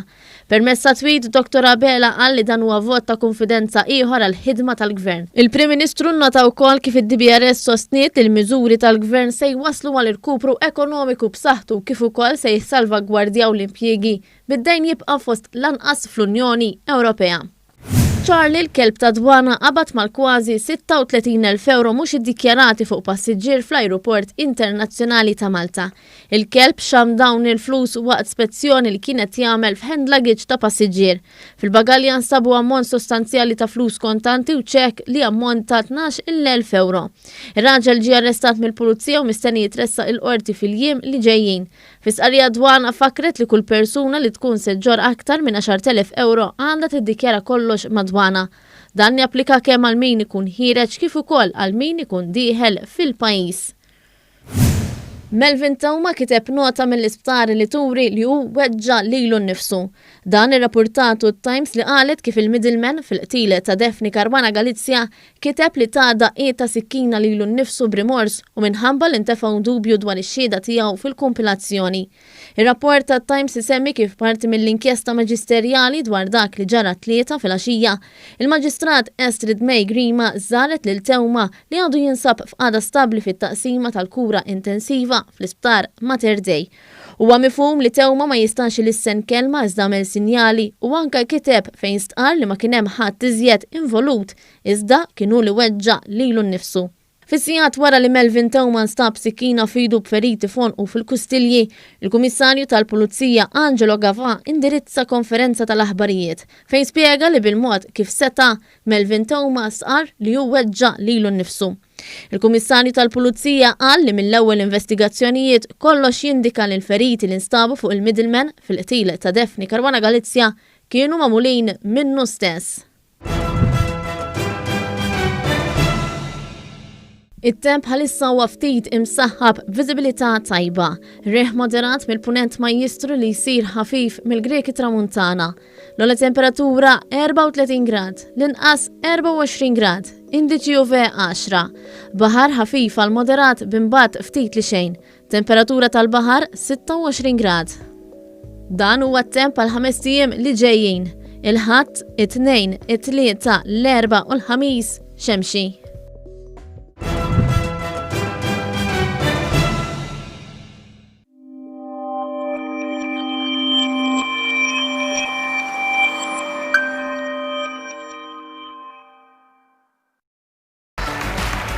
L-elluq tal-Konferenza Ġenerali Straordinarja tal-Partit Laburista. Il-Ħadd, 26 ta' Lulju fl-10:30 ta' filgħodu, ir-Realto Bormla. Diskors tal-Prim Ministru u mexxej tal-Partit Laburista Robert Abela. Ingħaqad magħna flimkien nibagħtu messaġġ b'saħħtu ta' għaqda u tiġdid.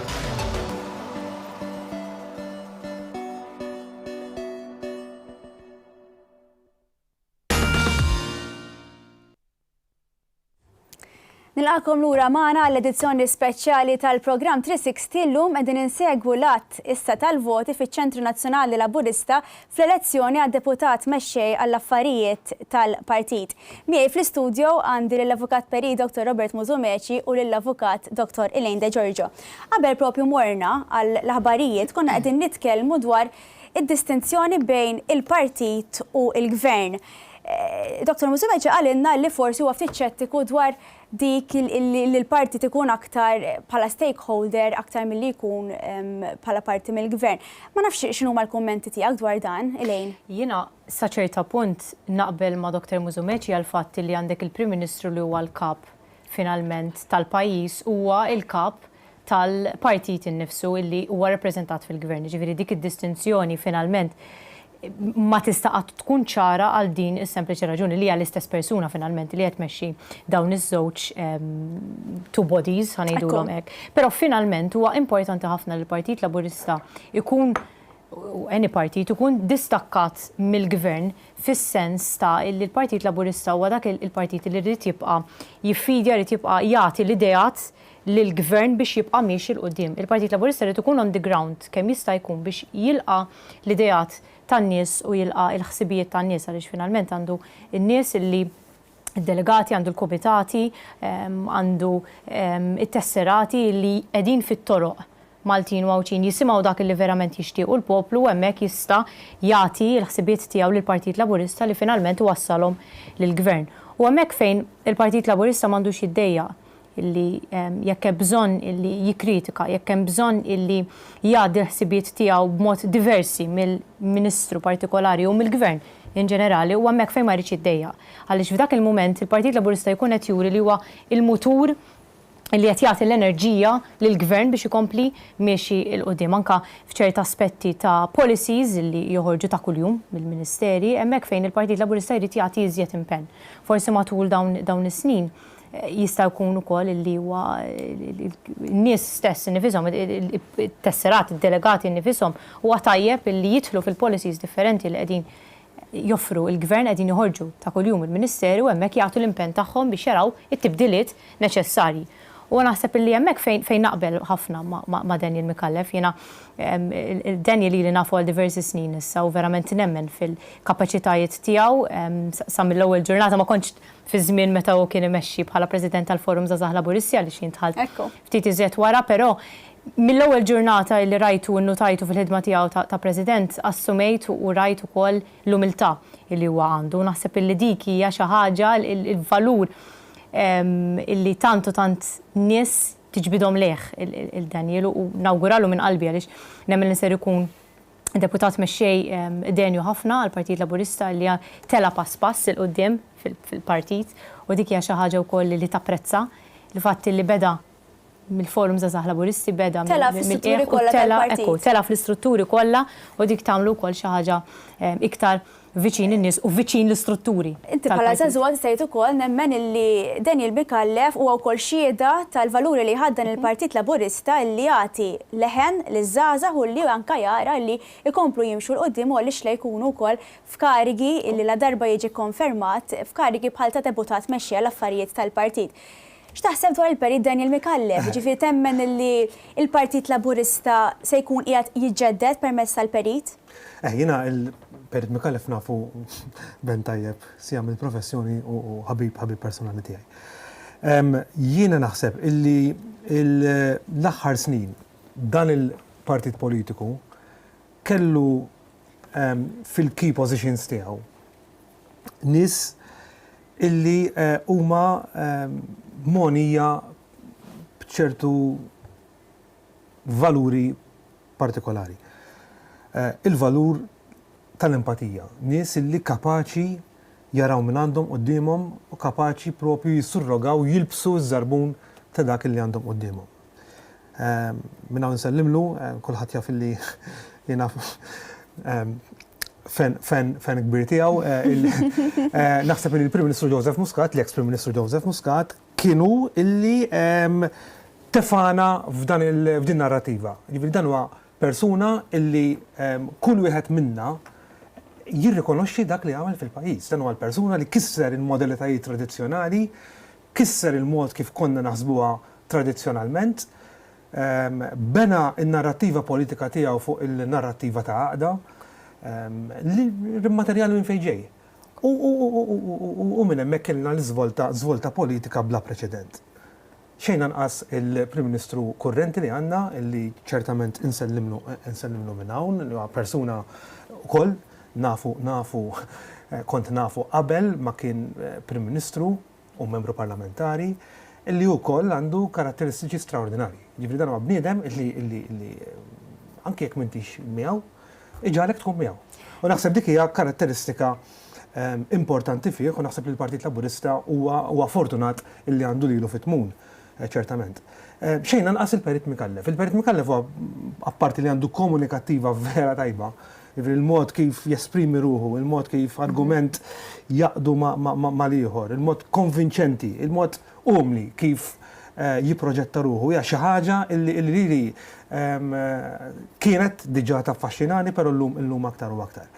Apparti anki n-narrativa tiegħu, ġifieri il-Perit Mikallef jemmen jien u dar-restu jemnu oħrajn, illi dan il-partit jista' jibqa' b'saħħtu jekk ikompli jsawwer il-kunċett ta' moviment politiku lilin mill-modalità tradizzjonali. Ġifieri dan mhuwiex il-partit taż-żgħir jew tan-nofs jew tal-kbir, dan huwa l-partit, dan huwa l-moviment ta' kulħadd. U dak illi jagħmel li jiddistingwi lil Daniel Mikallef huwa persuna aperta, persuna miftuħ, persuna bla boundaries, illi nerġgħu ngħid. Naħseb hawnhekk ukoll Labour Party għandu għax ikun kuntent sija l-għażla tiegħu anki l-għażla ta' Dr. Ramona Attard bħala President tal-Partit Laburista, naħseb dan huma kollha esponenti li wieħed ma naħsebx li jista' jkollu persuni aħjar. Sakemm konna propju għadin diskutu anka dwar il-kwalitajiet tal-Perit Daniel Mikallef, għandna wkoll it-turnout tal-votazzjoni llum id-delegati propju ivvotaw għall-elezzjoni ta' deputat mexxej għall-affarijiet tal-partit. It-turnout kienet ta' 86.4%, 86.4% huwa turnout pożittiv ħafna, ġifieri rajna li id-delegati ħarġu jivvotaw u ħarġu propju jgħidulna x'jaħsbu dwar il-kandidat illi kellhom qudiemhom fil-ballot sheet biex jivvotawlu. Nixtieq il-kummenti dwar tagħkom ukoll dwar kif il-Partit Laburista qed iħaddem id-demokrazija, jinteressah minn dak li qed jgħidulu id-delegati, jinteressah minn dak li qed jgħidulu t-tesserati, ma nistgħux ngħidu l-istess għall-Partit Nazzjonalista. Rajna l-Partit Nazzjonalista quddiem id-Dar Ċentrali nies wadbu tessera quddiem propju l-bib tad-Dar Ċentrali, rajna ġlied, rajna għajjat u euforija sħiħa, l-kommenti tiegħek ilejn. Hija xi ħaġa inkwetanti fil-verità li tara l-oppożizzjoni li mhux qed tiffunzjona. L-oppożizzjoni rridu niftakru li għandha rwol kostituzzjonali importanti ħafna, illi fil-verità lilin minn partit politiku, lilin mill-politika partiġjana, l-oppożizzjoni qiegħda hemm biex iżżomm dejjem il-gvern on its toes, biex tara illi il-ħidma tal-gvern matul is-snin tkun qiegħda dejjem fid-direzzjoni tajba dejjem favur il-poplu. F'dan il-perjodu li qegħdin ngħixu bħalissa hija sfortuna li m'intix qed tara dan. M'aħniex qegħdin naraw oppożizzjoni li qiegħda taħdem sabiex iżżomm dejjem il-gvern accountable tal-affarijiet illi jkun qiegħed jagħmlu. Hemmhekk fejn titfa' iżjed responsabilità fuq il-Partit Laburista. Illi hemmhekk forsi fejn hemm ukoll dik id-distanza, dik il-distakk bejn il-Gvern u l-Partit Laburista fejn jidħol għaliex issa għandna Partit Laburista illi jrid jara u jassigura illi l-Gvern miexi fid-direzzjoni tajba, miexi f'dak illi finalment il-poplu vvota ftit ta' snin ilu fl-elezzjoni ġenerali li għaddiet.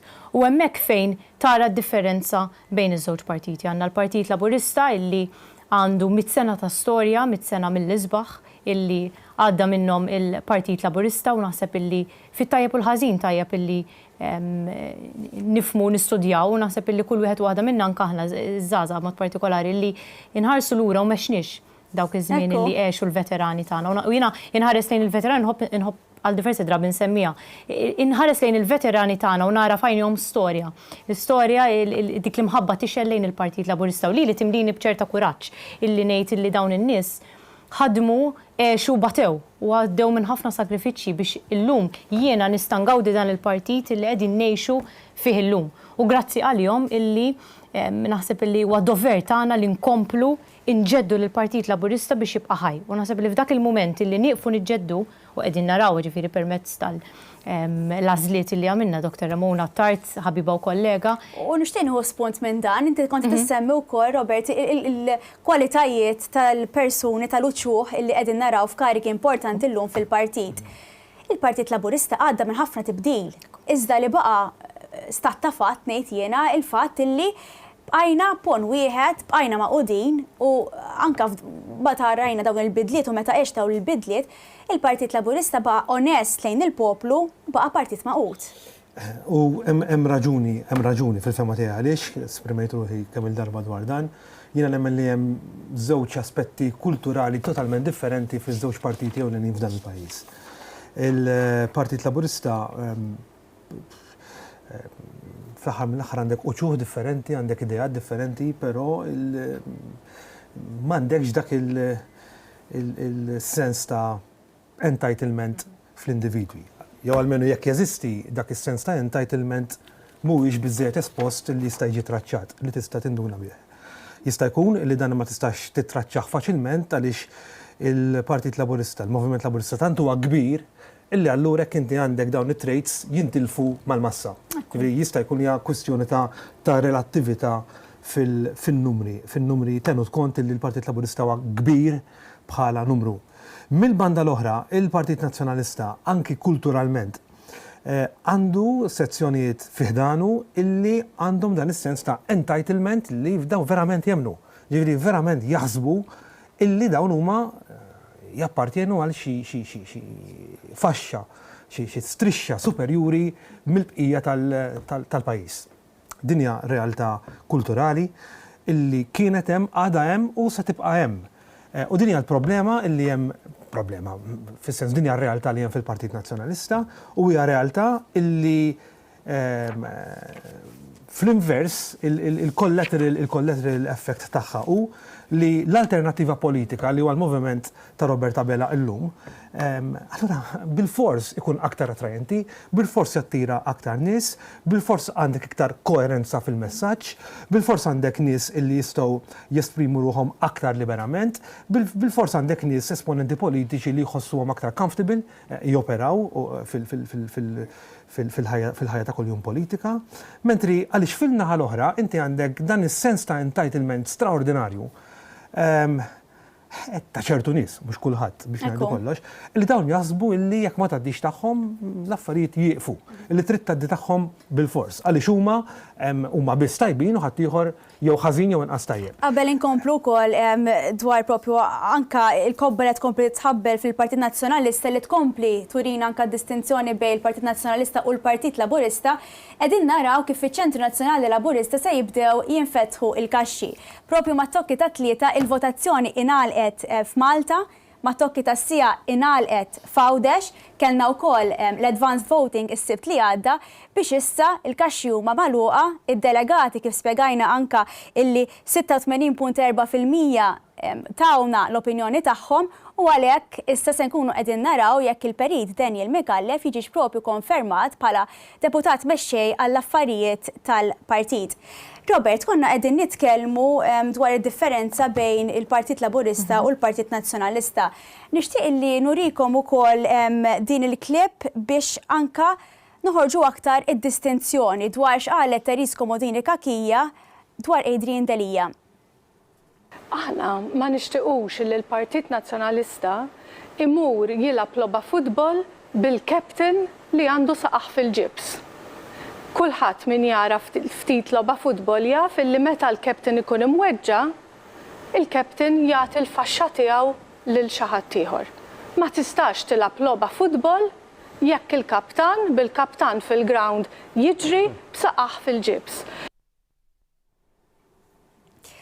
Sabiex nitkellmu dwar din il-klieb li ma qaliltilniex Therese Komodini Kakija li l-kap għandu saqaħ fil-ġibs għaliex il-fazzjoni ta' Busuttil li forma parti minna ta' tutakil, ġifieri mhux tab xejn li l-kap tagħha qiegħed fil-ġibs. Però tajjeb li ngħidu wkoll li Adrian Delija wkoll kellu jieħu numru ta' deċiżjonijiet illi propju maħax u li qalinna wkoll u stess illi żbalja meta maħax deċiżjoni dwar Simon Busuttil.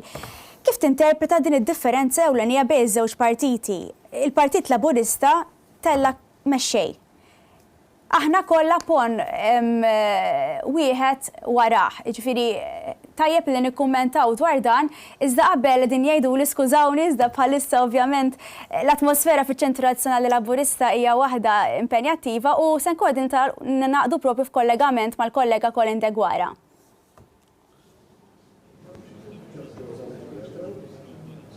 Sellem l-ekler u nsellem il-daw kolla li qed isegwu 360, issa lajnin kollu kollha daru fuq din il-kamra fejn hawnhekk telgħu il-kaxxi magħluqa biex hemmhekk jibda s-sorting tal-voti u jibda jiskatta l-proċess li anka iktar kmieni spjegana waqt kollegament ieħor iċ-Chairman tal-Kummissjoni Elettorali tal-Partit Laburista Dean Healey. Issa, ovvjament kif jibdew anka jinfetħu l-kaxxi, jibda s-sorting tal-voti, anka l-medja mistennija mill-bibien mistennija jingħalqu u l-medja timxi għall-kamra apposta oħra fejn tista' issegwi il-proċess kollu. Nistgħu naraw warajna anke l-uffiċjali lesti bil-garżellu qudiemhom biex minn hemmhekk madwar nistgħu ngħidu anke forsi ftit ta' sigħat oħra inkunu nafu anke r-riżultat ta' din l-elezzjoni. Elezzjoni l-mistennija tikkonferma id-deputat mexxej għall-affarijiet tal-Partit Laburista.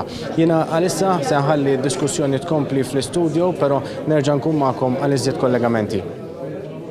Grazzi ħafna lilek Colin, jidher li l-kaxxi propju se jibdew jinfetħu issa kif spjegana tajjeb ħafna l-kollega tagħna li qiegħed fiċ-Ċentru Nazzjonali Laburista u għalhekk il-Partit Laburista bir-riżultat se jkompli jiġġedded. Konna qegħdin nitkellmu dwar id-differenza ewlenija bejn il-Partit Laburista u l-Partit Nazzjonalista. Infakkar li rajna lil Teris Komodini Kakija li kienet l-għażla l-fazzjoni ta' Busuttil biex tieħu post Delija tgħidilna li l-kap tal-partit ma jistax ikollu saħ fil-ġibs. Kummenti tiegħek, Robert. Dak huwa dik narrattiva seħħtilha fazzjoni inti dik hija narrattiva tal-politiċi ta' wħud mill-politiċi li għadha bidada jistgħu jieħdu il-pajjiż f'idejhom. U allura n-nies għandhom għażla jekk iridux dawk it-tip ta' politiċi, ċertament jekk in-nies hemm barra jridu dawk it-tip ta' politiċi u ma jridux lil Roberta Bela, aħna rridu noqogħdu għaliha u rridu nirrispettaw dik id-deċiżjoni u jkollna 5 snin fejn dan il-pajjiż ikun immexxi minn dak it-tip ta' politiċi li ċertament jiena għandi rispett lej Dr. Komodini Kakija, m'hemmx dubju li akademikament jiena unquestionable, però politikament ma nista' naqbel qatt ma dak l-aġir, ġifieri jiena ma nħossniex komdu li kolli pajjiż immexxi minn dawn it-tip ta' nies. Però nerġgħu ngħid, jekk il-poplu xi darba jista' jkun sena u nofs oħra jista' jkun ma nafx, jiddeċiedi li jridu dawn it-tip ta' politiċi u ma jridux lil Roberta Bela, allura aħna naturalment inbaxxu rasna. Però almenu għandna preludju stampa ċara ta' fejn jew kif il-pajjiż jista' isib ruħu. Ġifieri il-partit ipotetikament, anke fil-prattika, jista' jsib ruħu għand dawn it-tip ta' politiċi. Politiċi fejn barra parti diktar kummenti laqatni tal-Onorevoli Komodini Kakija kien dan. Intervista li tat lit-Times illi użat il-klim indunajt li Adrian Delija needs help. U indunat li Adrian Delija kellu bżonn lajnuna skont l-Onorevoli Komodini Kakija, meta dan batalja u għalila isma, għalila inti fiex taħseb li tista' tikkontribwixxi bħala Shadow Ministry. Dak il-komment flok kieku jien kon ngħid ara kemm apprezza batalija u titini speċi mano libera biex niddiskuti miegħu. Ngħid ara kemm ġentlhom Adrian Delija illi propju qiegħed jiddiskuti miegħi biex naraw x'nistgħu nagħmlu flimkien. Però ir-reazzjoni ta' Dr. Komodini Kakija kienet fis-sens illi talli għalila hekk this person needs help. Li jiena ħatta speċi dal-bniedem ma jafx eżattament x'inhu jagħmel. U allura meta jiena nara asserzjonijiet bħal dawn minn politiċi bħal dawn li nerġgħu ngħid sena u nofs oħra, sena oħra dawna jistgħu imexxu il-pajjiż flok Robert Abela. Din hija realtà, ċertament aħna jekk jiġri hekk irridu noqogħdu għal dik ir-realtà, Però naturalment aħna se nkomplu naħdmu biex jekk jista' jkun f'dal-pajjiż ma jkollniex dik ir-realtà. Ekku, qabel nieħu l-kummenti tiegħek lejn propju dwar din id-differenza evidenti ngħid jiena bejn il-Partit Laburista u l-Partit Nazzjonalista, se nkunu qegħdin ningħaqdu mal-President tal-Partit Laburista l-Avukat Dr. Ramona Attard. Insellimlek Ramona. Insellimlek Claire u nsellem lil Dr. Robert Musumeci. Ma nafx hekk m'hemm xi ħadd ieħor fl-istudju għax issa kollega jitru. Il-Dr. De Giorgio wkoll. Ramona, nixtieq nibda bl-atmosfera fiċ-Ċentru Nazzjonali Laburista. Bħalissa ovvjament il-ħaqna il-milja tagħha blat tal-voti biex propju jiġi konfermat il-Perit Daniel Mikallef bħala deputat mexxej għall affarijiet tal-partit. Nixtieq iżda qabel insaqsik dwar it-turnout. Huwa turnout pożittiv ħafna kif kellna 86.4% illi tad-delegati li ħarġu marru iċ-Ċentru Nazzjonali Laburista u ċ-Ċentru Fawdex u ivvutaw.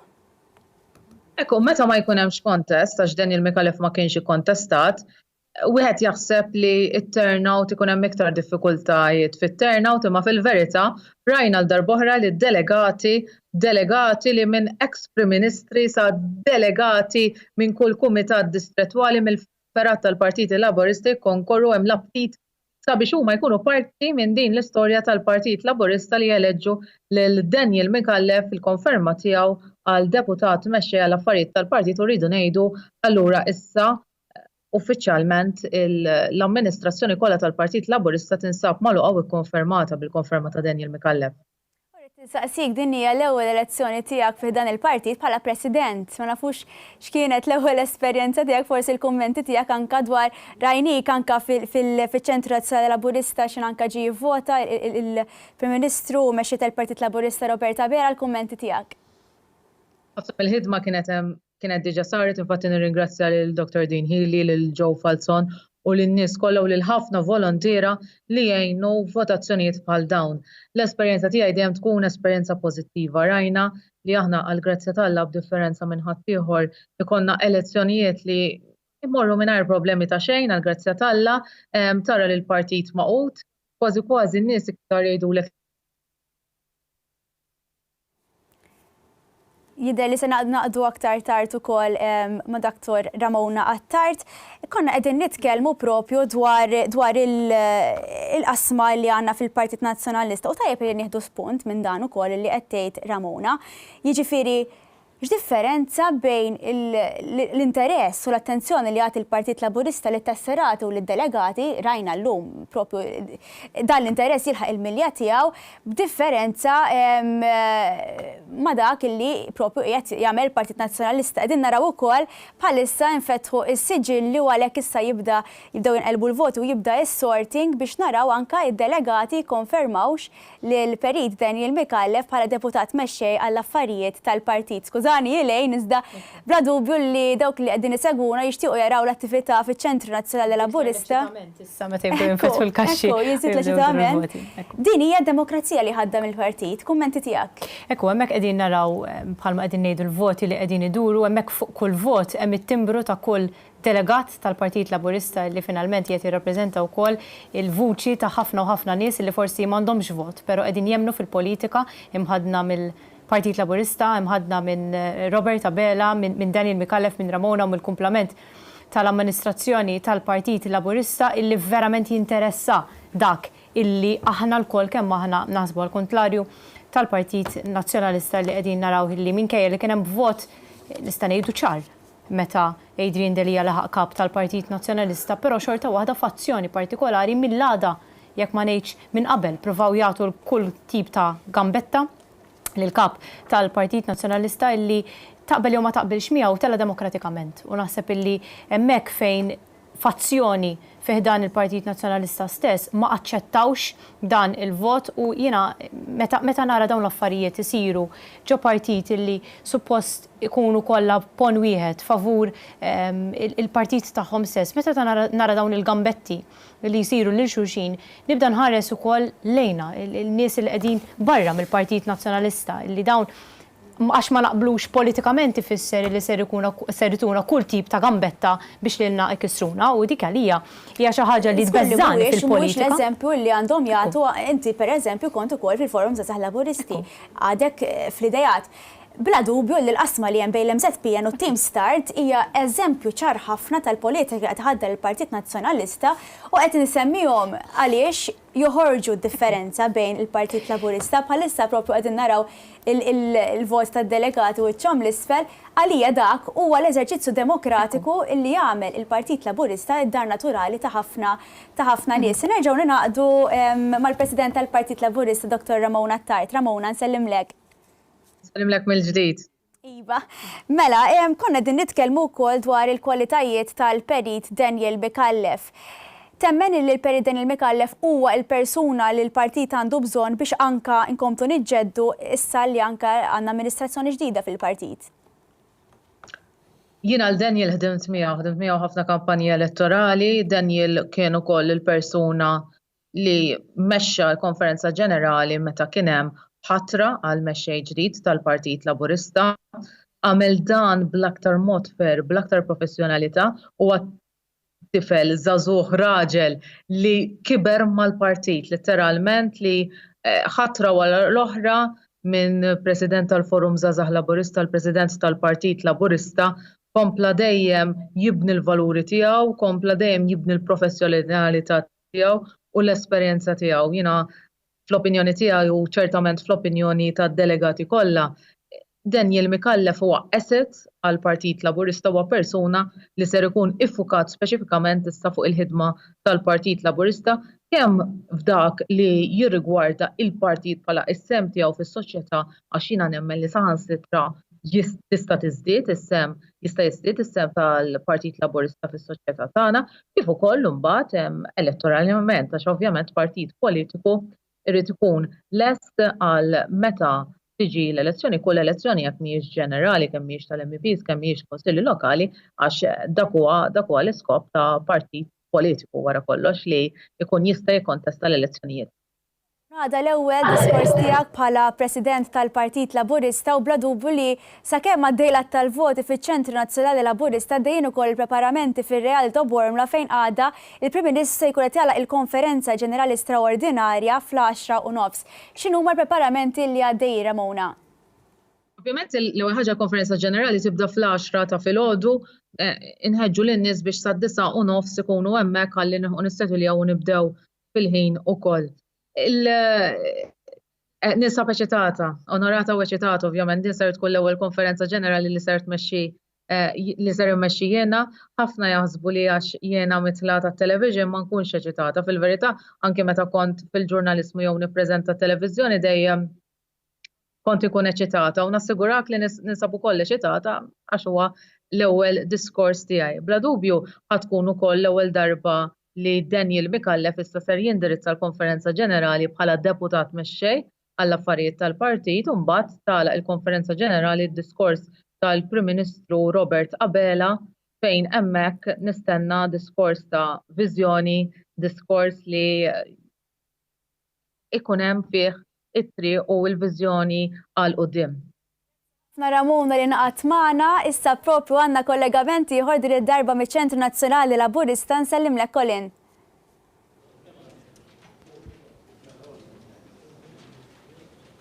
Nsellimlek Claire, hawnhekk erġajna qegħdin naraw il-proċess beda sew, infetħu il-kaxxi bdew jitqasmu anke fuq l-imwejjed fejn hawnhekk l-uffiċjali bdew ipoġġuhom fuq xulxin anke ta' kaxxa kif qed naraw anke hawnhekk issa minn hemmhekk dan huwa il-proċess ta' sorting biex imbagħad jibda anke il-proċess jimxi għal fuq il-fażi tal-għadd biex imbagħad kif anke spjegajna iktar qabel f'kollegamenti oħrajn il-proċess wassal biex fl-aħħar mill-aħħar inkunu nafu ir-riżultat ta' din l-elezzjoni sabiex ikun ikkonfermat id-deputat mexxej għall-affarijiet tal-Partit Laburista. Deputat mexxej tal-affarijiet tal-Partit Laburista li għall-kontestant tal din l-elezzjoni kellna l-perit Daniel Mikallef. U hekk il-proċess hawnhekk ikompli l-uffiċjali bdew bil-ħidma tagħhom u aħna se nkunu qed nerġgħu nintaqgħu magħkom, nerġgħu ninaqdu magħkom b'kollegamenti ieħor.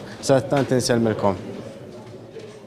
Grazzi ħafna lilek Colin, nħeġġu lilkom li qegħdin issegwuna biex tkomplu segwu l-proċess ta' bħalissa dej propju is-sorting u mbagħad lat tal-voti fiċ-Ċentru Nazzjonali Laburista sabiex jiġi konfermat il-Perit Daniel Mikallef bħala deputat mexxejja l-affarijiet tal-partit. Lura magħkom fl-istudio. Tajjeb li nitkellmu wkoll dwar id-differenza ewlenija illi għandu l-Partit Laburista fejn tidħol performance fil-gvern.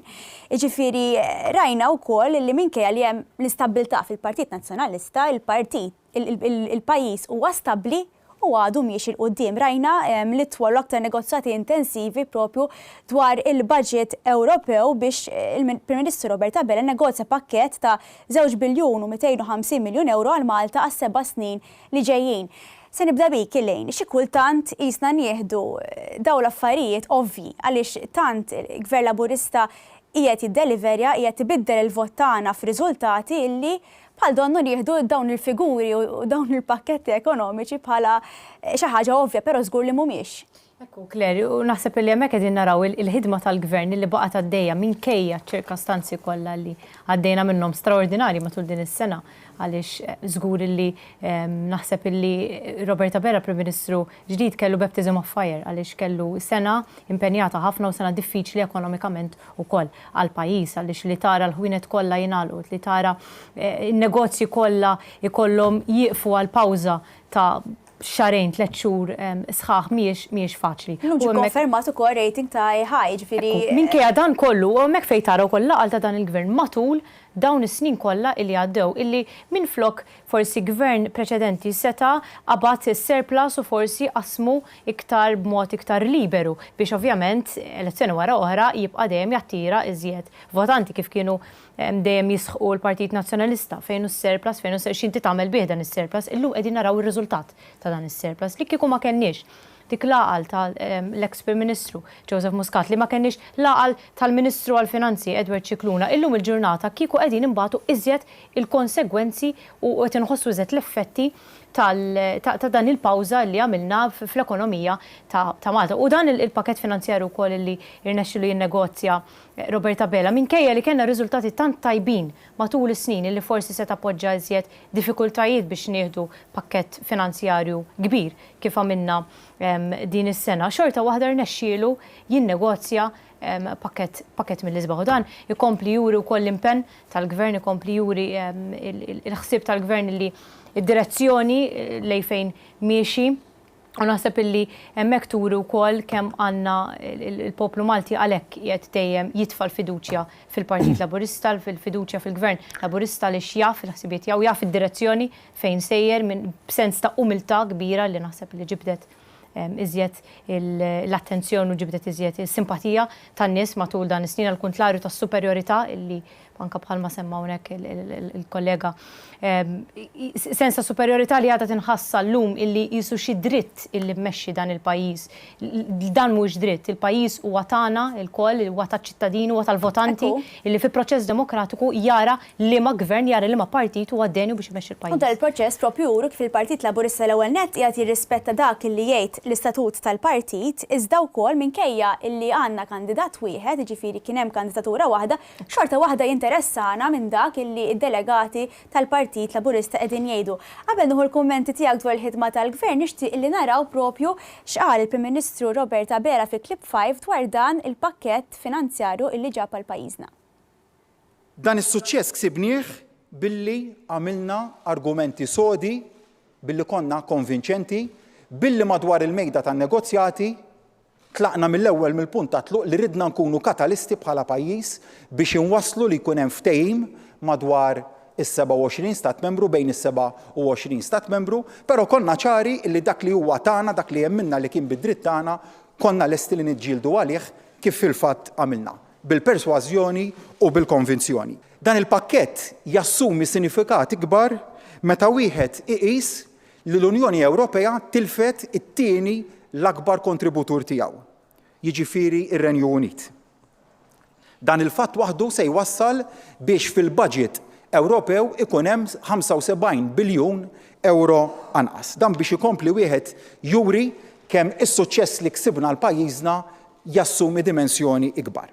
Ksibna fondi oħra li bihom Se ngħinu lis-settur tas-sajd u lis-settur tal-akwakultura, ħankomplu nħeġġu l-istudenti, iż-żgħażagħ u r-riċerkaturi tagħna biex ikollhom iżjed opportunitajiet li jieħdu edukazzjoni u taħriġ kemm f'Malta u anke lil minn xtutna. Se nżidu n-nefqa fi programmi ambjentali kif ukoll f'inizjattivi biex intejbu il-livell ta' għajxin tagħna permezz ta' proġetti li jgħinuna nilħqu il-miri tagħna tat-tibdil fil-klima. Se nagħtu aktar għajnuniet soċjali permezz tal-Fond Soċjali Ewropew. Se nżidu l-infiq f'investimenti diġitali u innovattivi. Se nkunu nistgħu ninvestu iżjed fis-sigurtà ta' pajjiżna. Se nkomplu nirrealizzaw il-potenzjal ta' Għawdex. U meta wieħed iqis dan kollu nkomplu nifhmu kemm kien importanti dan il-budget illi rnexxielna ninnegozjaw għal pajjiżna. Nixtieq il-kummenti tiegħek, Robert. Ġifieri hemmhekk smajna li l-Prim Ministru jitkellem dwar il-perswazzjoni li kellhom madwar il-mejda li kellu propju l-Prim Ministru Robert Abela f'dawn in-negozjati. L-ewwel nett, nixtieq inkun naf x'taħseb dwar il-performance ta' Gvern Laburista. Jiena naħseb li il-performance ta' Robert Abela karatteristika li qed nara, I can't prove it. Però qiegħed nara li il-mod kif qed jiddelega r-ruoli tiegħu anke fil-ħdan l-eżekuttiv, meta ngħidu l-eżekuttiv jiġifieri il-Ministri u l-Parliamentary Secretaries, qed ikun ta' ġid. Fis-sens illi rridu ngħidu minn fejn tlaqna minn battalja tellieqa elettorali li kien hemm f'Jannar li għadda. Illi trid jew ma tridx tellieqa aħna umani u tħalli xi traċċi bil-fors tħalli xi traċċi l-emmulaw. Illi wieħed jekk ma joqgħodx attent u ma jissuperhomx jista' jkollok effetti devastanti. Ma mmorrux il-bot, jekk naraw il-Partit Nazzjonalista l-esperjenza tiegħu u jinsab fl-oppożizzjoni mhux fil-gvern, ġifieri suppost l-andament għandu jkun eħfef. Nafu li llum hemm straġi. Seta' kellna l-istess din in-naħa. Ġifieri aħna kif diġà spjegajt, maħniex maqtugħin mid-dinja, aħna lkoll għandna human traits, aħna lkoll għandna l-attribwiti u d-difetti ta' kull wieħed minna u allura seta' kellna effetti mhux daqstant pjaċevoli. L-impressjoni li għandi jien u li għandhom ħafna illum hija li Robert Abela rnexxielu jissupera kull mod din il-biża li seta' kien hemm. Irrid ngħid u ninnota li l-Partit Nazzjonalista partikolarment fix-xahar ta' April-Mejju prova jiżra xi forma ta' dubji li kien hemm anki li seta' kien hemm anki bejn il-viżjoni ta' Robert Abela bħala Prim Ministru, il-viżjoni tad-Deputat Prim Ministru bħala Ministru tas-Saħħa. Dana fil-kuntest tal-COVID illi dawna il-Partit Nazzjonalista rrid jagħti xifhem illi kien hemm xi messaġġi konfliġġenti bejn iż-żewġ esponenti li huma tnejn b'saħħithom f'dan il-gvern. Fil-fatt ma kienx hekk. Ir-riżultati llum huma dawk li huma, naħseb pajjiżna irnexxielu by and large jissupera din l-isfida li kellna qudiemna, jien m'iniex mediku, però nista' ngħid almenu dak li nara jiena naħseb li pajjiżna kellu performance tajjeb anki f'dan ir-rigward u kull tentattiv illi ippruvaw dawk illi ma jieħdux gost bil-Partit Laburista fil-Gvern u dubji li jippruvaw jiżraw biex jippruvaw b'xi mod jiskattaw xi forma ta' firda bejn l-esponenti l-aktar b'saħħithom f'dan il-Gvern. Tentattivi li fallew il-koll. U fallew il-koll naħseb għaliex kien hemm laqal ta' Robert Abela f'dan kollu, naħseb huwa persuna illi wera b'ċertu konvinzjoni, wera fil-prattika illi anke quddiem dawn l-isfidi umani u rnexxielu jissuperhom. U naħseb jekk kien hemm xi forma ta' biża', jiena l-ewwel wieħed rrid ngħid li meta inti tkun ikollok tkun trid tixtieq ġid l-struttura politika, tkun tixtieq illi dawn l-issues ma jinqalawx u jekk hemm possibilità ta' dawn l-issues li jiġu superati minnu fih. Naħseb li Roberta Bella lanqas biss ta' spazju jew ta' lok illi jiskattaw dawn l-issues u din hija xi ħaġa li rnexxielu jissupera b'mod formidabbli u allura seta' jiffoka fuq il-ħidma tal-gvern. Issa apparti il-kwalitajiet li huwa moni bihom, ġifieri kwalitajiet ta' leadership, kwalitajiet legali, kwalitajiet tal-mod kif jikkomunika, tal-mod kif huwa ifassal il-prioritajiet tiegħu, naħseb irnexxielu jaqgħad Se jkollna ninaqdu, skużawni, però se jkollna ninaqdu maċ-Ċentru Nazzjonali Laburista kif jidher li hemm ċermet tal-Kummissjoni Elettorali din ħili bħalissa propju qiegħed ikompli s-sort. Jidher li se ninaqdu ftit aktar tard, ovvjament dan il-programm huwa live u allura. Ħanala, ġifieri irnexxielu żgur. Roberta Bella irnexxielu żgur mill-ewwel, ġifieri fl-ewwel ftit jiem, jekk mhux jiem ftit ġimgħat, jinnewtralizza kwalunkwe tensjoni li seta' potenzjalment ikun hemm.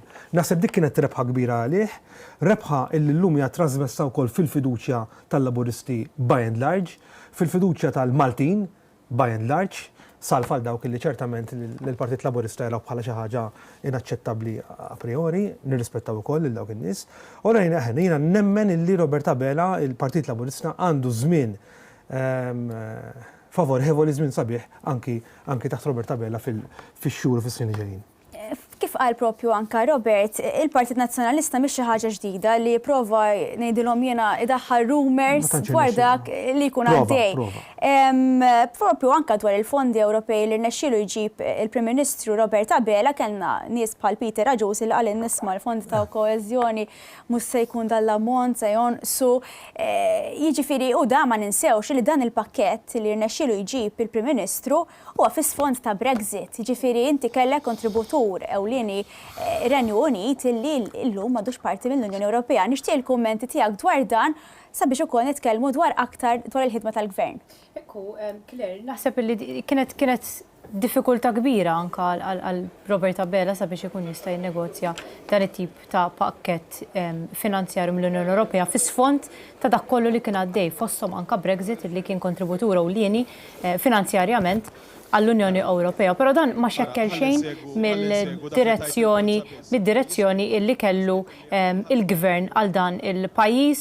Morna buċċna minn quddiem nispjegawlhom isma' li aħna konna kapaċi nużaw il-fondi Ewropej li ġibna fil-passat, ġibna differenza f'dan il-pajjiż għax rajna dan il-pajjiż jistana ekonomikament matul dawn l-aħħar ftit snin u allura konna buċċa minn quddiem nistgħu mmorru ngħidulhom isma' aħna konna kapaċi nużaw dawk il-finanzi, dawk il-pakket finanzjarju li ingħatajna fil-passat u lesti biex inkomplu nużaw dak il-pakket finanzjarju li llum qegħdin naraw ir-riżultat tiegħu ta' iktar minn 10 biljun hija xi ħaġa li stajna nagħmluha biss għaliex rajna r-riżultati permezz tal-pakket finanzjarju illi kellna fil-passat matul dawn is-snin. U allura hija xi ħaġa sabiħa li qegħdin naraw il-ħidma tal-gvern illi hija dejjem iffukata, ir-rumors kif semma Robert dejjem ser ikunu qegħdin jibqgħu hemmhekk għaliex finalment hija l-unika tattika l-aħħar tattika li fadlilhom sabiex jippruvaw jimminaw jew jippruvaw jagħtu xi forma ta' gambetta lill-Partit Laburista milli jkompli miex il qudiem. Però Roberta Bella ma tomx ċans għaliex uża l-kapaċitajiet ta' kulħadd, uża l-kwalitajiet tajba ta' kulħadd li minkejja forsi xi ftit differenzi finalment fil-ħsibijiet dwar kif il-Partit Laburista għandu dejjem ikun aħjar. U dik hija li tagħmel differenza bejn il-Partit Laburista u l-Partit Nazzjonalista fost il-ħafna differenzi li jkun hemm illi il-ħsibijiet ta' kull membru, ħsibijiet ta' kull delegat, ta' kull tesserat huma kif il-Partit Laburista ser ikun aħjar. Mhux biex nieħu l-poter jew biex jiena b'xi mod ieħor ikolli xi forma ta' tmexxija f'idejja għal kuntrarju tal-Partit Nazzjonalista, iżda il-Partit Laburista kull membru, kull delegat, kull mexxej, kull kandidat li kien hemm għat-tmexxija tal-Partit Laburista kien biss iffukat kif ser imexxi dan il-partit dejjem għal qudiem biex immexxu il-gvern il qudiem. U dik hija xi ħaġa illi fl-aħħar mill-aħħar qegħdin naraw ir-riżultat tagħha hawnhekk grazzi għat-tmexxija għalija tal-Prim Ministru Roberta Bella. Jidher ukoll li kif qiegħdin propju taraw fuq il-televisions tagħkom beda wkoll il-proċess tal-voti sabiex jiġi konfermat il-Perit Daniel Mikallef għal deputat mexxej għall-affarijiet tal-partit. Ovvjament se nkunu qegħdin inkomplu naraw anke l-iżviluppi li issa ovvjament qegħdin jieħu l-milja tagħhom u għalhekk aħna permezz del-programm se nkunu qegħdin inkomplu naġġornawkom. Il-ħin kontrina għalhekk nixtieq il-kommenti konklusivi tagħkom u anke forsi l-appell tagħkom biex għada n-nies jingħaqdu magħna fir-Real ta' Bormla jisimgħu id-diskors tal-Prim Ministru Robert Abela. Ekku, Claire, jiena inawgura minn qalbi lill-Deputat Prim Ministru jekk Alla jrid jiġi konfermat, id-Deputat mexxej, skużani, Daniel Mikallef, li ser ikun qiegħed jagħti dem ġdid lill-Partit Laburista, nselmu wkoll ovvjament il-preċedessuri ta' Daniel Mikallef li jagħmlu wkoll wittew it-triq sabiex ikollna partit dejjem iżjed b'saħħtu, però naturalment issa jridu nħarsu l-qudiem għandna persuna validissima ħafna illi tħares lejn kull persuna fil-Partit Laburista b'sens ta' umiltà illi kull persuna qiegħda tagħti mill-ħin tagħha qiegħda tagħti s-sagrifiċċju tagħha biex il-partit ikompli miex il-qudiem jiena nħeġġeġ lid-delegati lil dawk kollha li verament jemmnu fil-politika imħadna mill-Partit Laburista illi bdejna nitfgħu l-eruq tagħha ftit ta' snin ilu llum qed inkomplu narawha titħaddem qegħdin naraw il-frott tagħha din il-politika li hija ta' kulħadd, illi l-politika li tiftaħ idea għal kull persuna illi lilin mid-differenzi politiċi, lilin mill-ħsibijiet politiċi l-Partit Laburista huwa d-dar naturali għal dawk kollha illi verament jemmnu f'dan il-pajjiż. Huwa dak il-politika illi rridu nkomplu nħadmu għada se nkunu qegħdin naraw in-nies kollha jinġabru biħġarhom sabiex ukoll inselmu u nirringrazzjaw it-tmexxija tal-Prim Ministru Robert Abela u tal-amministrazzjoni li żgur li għandhom għadma jibsa qudiemhom sabiex ikomplu jmexxu lil dan il-partit il-qudiem jekk Alla jrid ukoll sabiex nerbħu elezzjoni oħra illi ġejja fis-snin il ġejjin. Konklużjoni minn ħadd Konklużjoni tiegħi naqgħod ukoll ma' dak li qalet Elaine, min jgħid fil-politika biex jagħti għażla lin-nies, in-nies għandhom għażla. In-nies jistgħu jażlu bejn fazzjoni politika jew section politika illi by nature temmen fid-distinzjonijiet, temmen fid-distinzjonijiet fiħdana fejn għandek esponenti politiċi li jaħsbu li hemm politiċi aħjar minn oħrajn, politiċi li huma intitolati aktar minn oħrajn, politiċi li huma monija b'talenti aktar minn oħrajn, politiċi li jistgħu jagħtu kontributu oħrajn ma jagħtux, fiħdan partit, let alone meta qed nitkellmu issa mbagħad fuq skala ta' pajjiż. Dak huwa tajjeb jew ħażin il-Partit Nazzjonalista. Fuq din in-naħa għandek moviment politiku. Moviment politiku li jiena ma niddejjaqx insejħlu bħala moviment politiku illi jistrieħ fuq silsla ta' partit b'saħħtu ħafna, ta' partit li għandu eruq ċari, eruq li huma fondi ħafna, eruq illi jemmen fil-ġustizzja soċjali, jemmen fil-mobilità soċjali u jemmen fl-għaqda nazzjonali. Aħna nemmnu fl-għaqda nazzjonali. Nemnu illi kull bniedem jista' jagħti kontribut f'dan il-pajjiż, illi kull bniedem huwa tajjeb, kull bniedem għandu tajjeb u kull bniedem jista' jagħti kontribut. Tista' tkun nazzjonalist u tagħti kontribut. Aħna ma nobgħodu lil ħadd, aħna niddejqu bil-mibeda, aħna niġġieldu l-mibeda, aħna rridu li dan il-pajjiż ikompli jistrieħ fuq ir-rida tajjeba ta' kull wieħed u waħda minnha. U għalhekk forsi niddeżistu xi kultant b'mod daqsxejn waħda intens min jipprova ixerret il-mibeda f'dan il-pajjiż. Issa l-mibeda tista' tkun bl-aġir, tista' tkun bil-kidba, tista' tieħu diversi forom. Il-mibeda ġejja minn fejn ġejja jagħmilha min jagħmilha, għalina mhijiex aċċettabbli. Aħna nemmnu fin-nies huma minn huma tal-liema sfond li huma u għalhekk dan jagħmel allura jirrendi dal-moviment politiku kbir ħafna, naħseb li huwa kbir, ma ngħidx kbir iżejjed, però huwa kbir ħafna, ma niddejjaqx bil-fatt li huwa kbir ħafna u naħseb li biex niġu nitilqu minn fejn bdejna l-Perit Mikallef huwa persuna idonea li jokkupa dik il-pożizzjoni għax huwa persuna propju illi fi kliemu u fl-aġir tiegħu kien dejjem konsistenti u jemmen f'dawn il-prinċipji.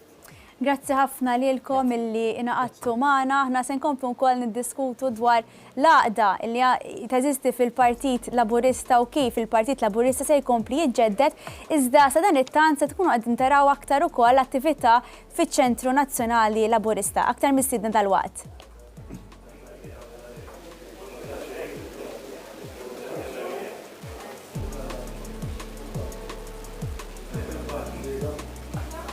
ġew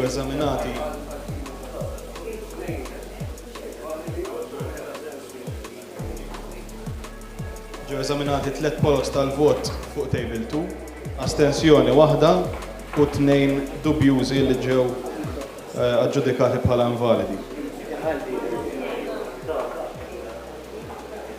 Table 2. Voti favur.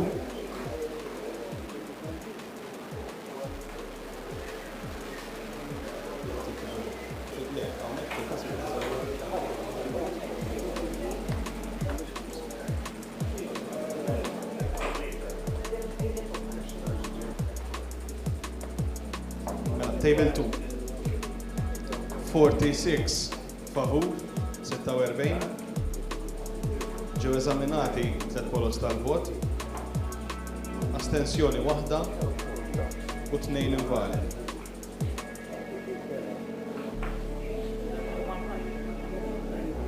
U vot wieħed le. 46.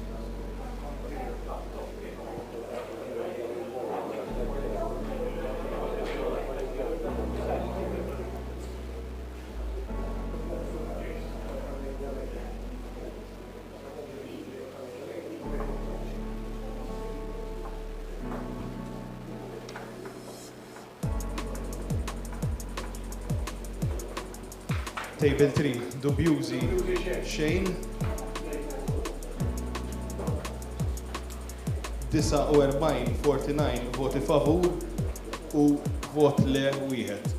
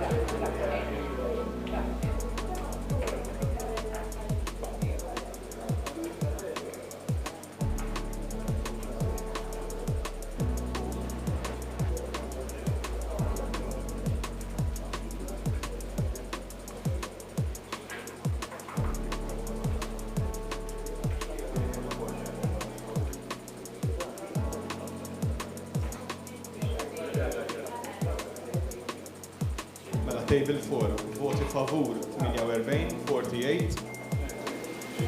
Ġew eżaminati żewġ polos tal-vot dubjużi 2 li huma meqjusin invalidi. Le u astensjonijiet xejn.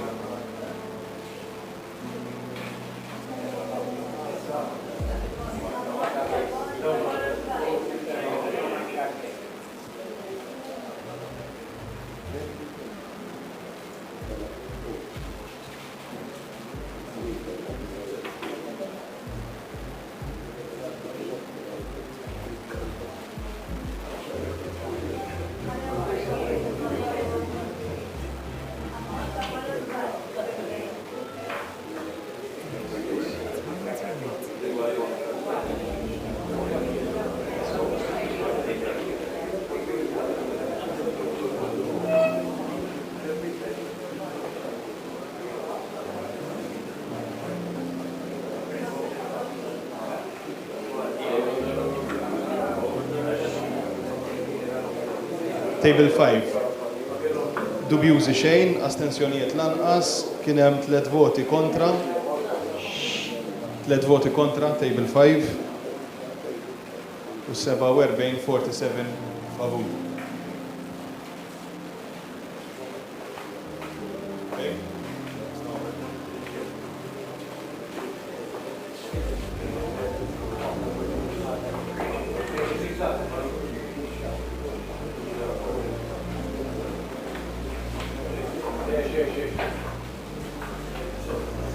Table 6.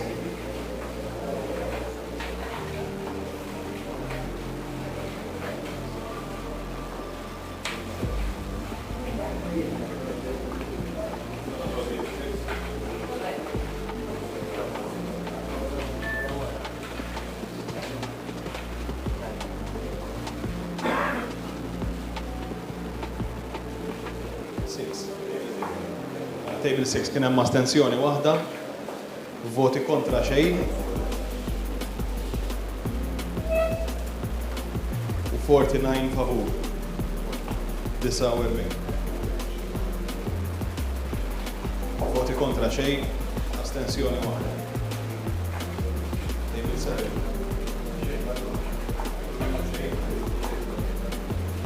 Table 7.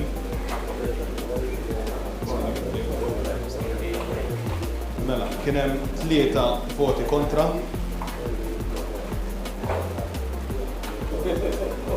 Dubjużi astensjonijiet invalidi xejn. 47 favur.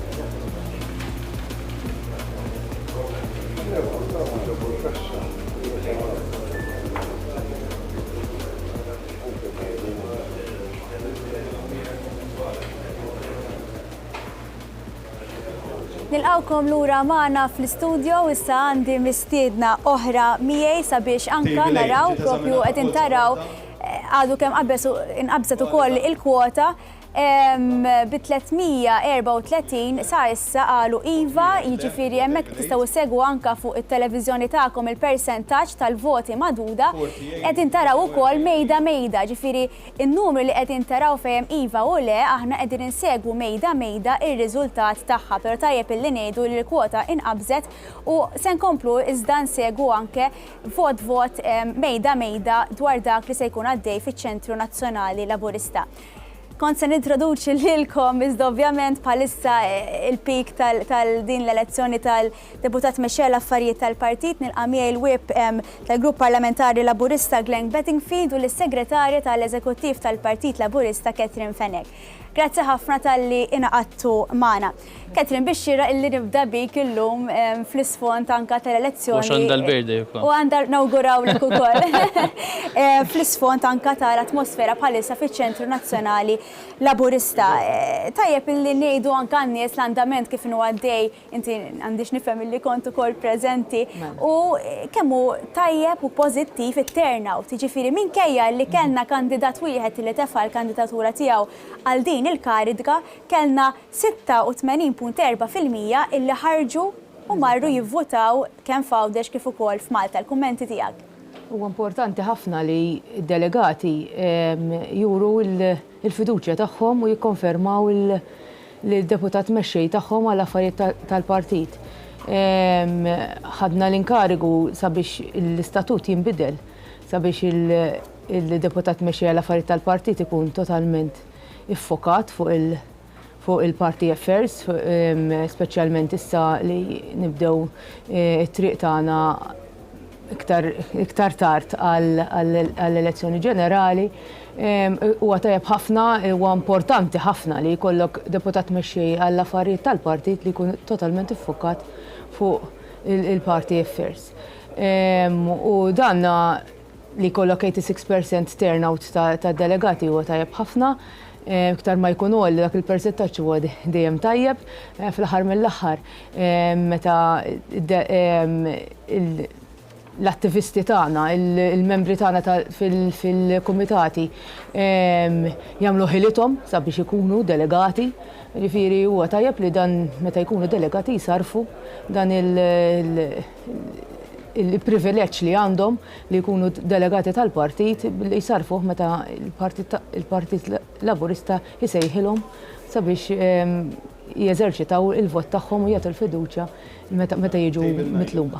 Kif jistgħu jsegwu anka telespettaturi tagħna sa issa ġew maduda 400 vot u minnhom dawn 97.4% qalu iva nikkonferma lil Perit Daniel Mikallef bħala deputat mexxej l-affarijiet tal-partit u mbagħad kellek 2.6% illi qalu le. Ovvjament il-voti se jkomplu jingħaddu kif edna li t-turnout kien pożittiv ħafna. Glenn, importanti li tina wkoll il-veduti tiegħek l-ewwel nett dwar it-turnout u dwar kif il-partit qed ikompli jiġġedded. Qabel xejn, aħna qegħdin naraw hawnhekk dan l-screen bil-vot qed insegwu in real time dak li qed jiġri. U tidher faċli ħafna, imma wara dak il hija parti mit-tiġdid tal-partit. Hemm ħafna xogħol, anke wara din l-elezzjoni jkun hemm ħafna xogħol. Jiena l-ewwel dover tiegħi li nirringrazzja lil dawk kollha illi jaħdmu fl-istrutturi tal-partit. Hemm minnu qiegħed fl-amministrazzjoni bħal Ketrin jiena ħossni privileġġjat illi llum fil-karika ta' wib qiegħed ukoll fl-amministrazzjoni tal-partit.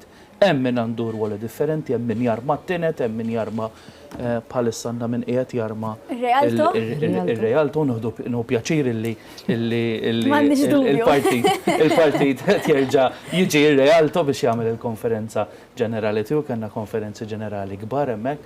Ikollna min f'kull struttura tal-partit ikun qiegħed u bla dubju li l-Kummissjoni Elettorali l-lum immexxija minn Dean Healy u l-membri kollha li jieħdu sem li jagħtu s-sem tagħhom il-volontarjat għax aħna qed ngħidu ħaddiema tal-partit imma meta qed ngħidu ħaddiema tal-partit ħafna minnhom huma volontarji.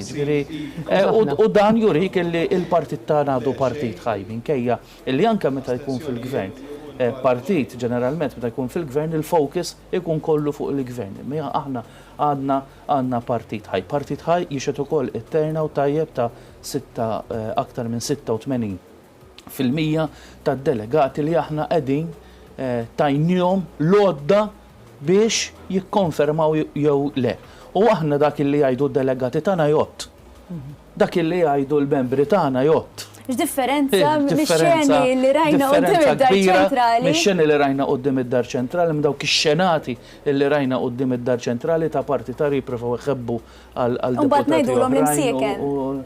Waħda li qrajt issa jiena li qrajt illum illi hemm min lest illi jidħol għal leadership jekk ikun hemm leadership race. Ġan sewa l-Komodini Kakija, dina ġemilu qalet illi il-ħat li għadda kien hemm survey u qalet illi f'ġimgħa ġabet dak li Dream Delija ma ġabx fi 3 snin. Però f'ġimgħa diġà hemm min irid jikkontesta lilha għal-leader għaliex filli qed ngħidu li jridu l-Komodini Kakija, filli issa llum qed Bernard Gregg, l-avukat Bernard Gregg, illi qed jgħid li jkun lest illi jikkontesta l-elezzjoni tal-kap allura d-Dio Komodini. Tajjeb illi naġġornaw ukoll it-telespettaturi tagħna kif issa propju fil-Ċentru Nazzjonali Laburista nħaqna l-milja tal-elezzjoni ta' deputat mexxejja l-affarijiet tal-partit, iridu ngħidu illi l-Perit Daniel Mikallef qabeż il-kwota, xorta waħda se nkunu qegħdin insegwu l-att tal-voti, u sa issa ġew maduda 500 vot. Minn dawn il-500 vot, 98% qalu iva, 2% qalu le. Ketrin, daw ir-riżultati minkejja li ovvjament ħankomplu nsegwu anka sal-aħħar lat tal-voti, tajjeb illi ngħidu illi juru wkoll id-differenza bejn il-Partit Soċjalista u l-Partit Laburista għaliex qegħdin naraw l-appoġġ għad-deputat mexxejja l-affarijiet tal-partit, l-għaqda li komplet tirrenja fiċ-Ċentru Nazzjonali Laburista wara li kellna wkoll tellieqa għal mexxej tal-partit, qegħdin naraw amministrazzjoni ġdida iżda tispikka kemm il-Partit Laburista huwa onest mal-poplu u l-Partit Laburista huwa maqut. Ħafna wkoll. Meta tara dan it-turnout ukoll anke meta tara dak turnout ukoll li tittati każ ukoll dawk li qalu le, vera huwa 2% ġifieri ma dak iżommu. Minoranza li għandek. Minoranza li hija relevanti li inti. Dik hija demokrazija. Dik hija demokrazija, aħna nħadmu d-demokrazija, nħadmuha sew kif suppost. Plus li dawk ikobru, they keep you on your toes. Ġifieri inti taf li inti have to look up to them, dawk il-2% tiġibhom lejk, ġifieri taħdem ġibhom biex tikkonvinċi lil dawk il-ftit ukoll li għandek mid-delegati. Id-differenza hija ovvja. Aħna meta niġu biex inġeddu, dan huwa partit tat-tiġdid, ġifieri jiena kemm inni nimmilita fil-partit dejjem hekk nafu, dejjem iġeddet lilu nnifsu, dejjem ċan biex jiġġedded. U hemm tiġdid li huwa neċessarju, hemm tiġdid li jkun li jrid isir. Issa meta jkollok tibdil fl-amministrazzjoni, il-delegati jiġu msejħa sabiex jeżerċitaw il-vot tagħhom u jażlu lil min jixtiequ huma fl-amministrazzjoni. Meta tiġi għal din it-tip ta' għażla, il-Partit Laburista dejjem joħroġ bl-unuri. Għaliex jien dejjem nimmarvilja ruħi kif dejjem insibu il-persuni u l-attivisti li joħorġu onqom sabiex jagħtu s-servizz tagħhom volontarju lejn il-partit. Aħna l-amministrazzjoni tagħna hija prattikament kollha volontarja, huwa full-time job xorta, ġifieri bħala amministrazzjoni. Imma iva dejjem insibu dak it-talent ħadd ieħor kien jgħid x'qallhom kien. Li m'għandhomx talent u kellu problema bit-talent. Għal-moment sebtek tirreferi għal min kien qalli ma setax isib ċuċ Malti biex imexxi.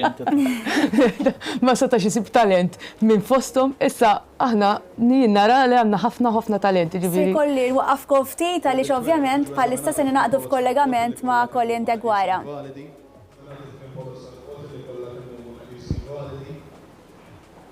Nsellim l-Ekler, nsellim il-mistiedna li jemmjak fl-studio u anka n-nies li qegħdin jisegwu il-programm propju hawnhekk il-proċess tal-voti baqa' għaddej u anka aħna u l-medja l-oħra li hawn preżenti nistgħu nsegwu anka il-voti fi screens warajna li huma simili ħafna ta' dawk li qegħdin nissegwu intom anka tul il-programm.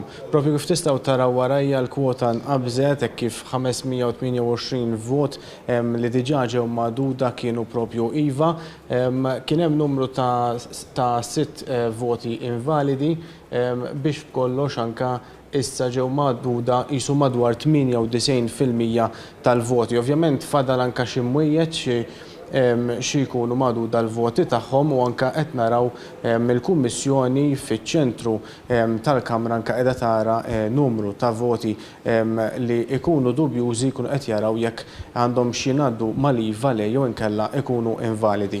Aħna se ninaqdu anka iktar tard magħkom permezz ta' kollegamenti ieħor anka xi mbagħad il-att tal-voti, il-proċess tal-att tal-voti jkun nista' ngħidu hekk intemm. Sa dan it-tant minħalli d-diskussjoni biex tkompli fl-istudju u nkunu magħkom anke iktar tard.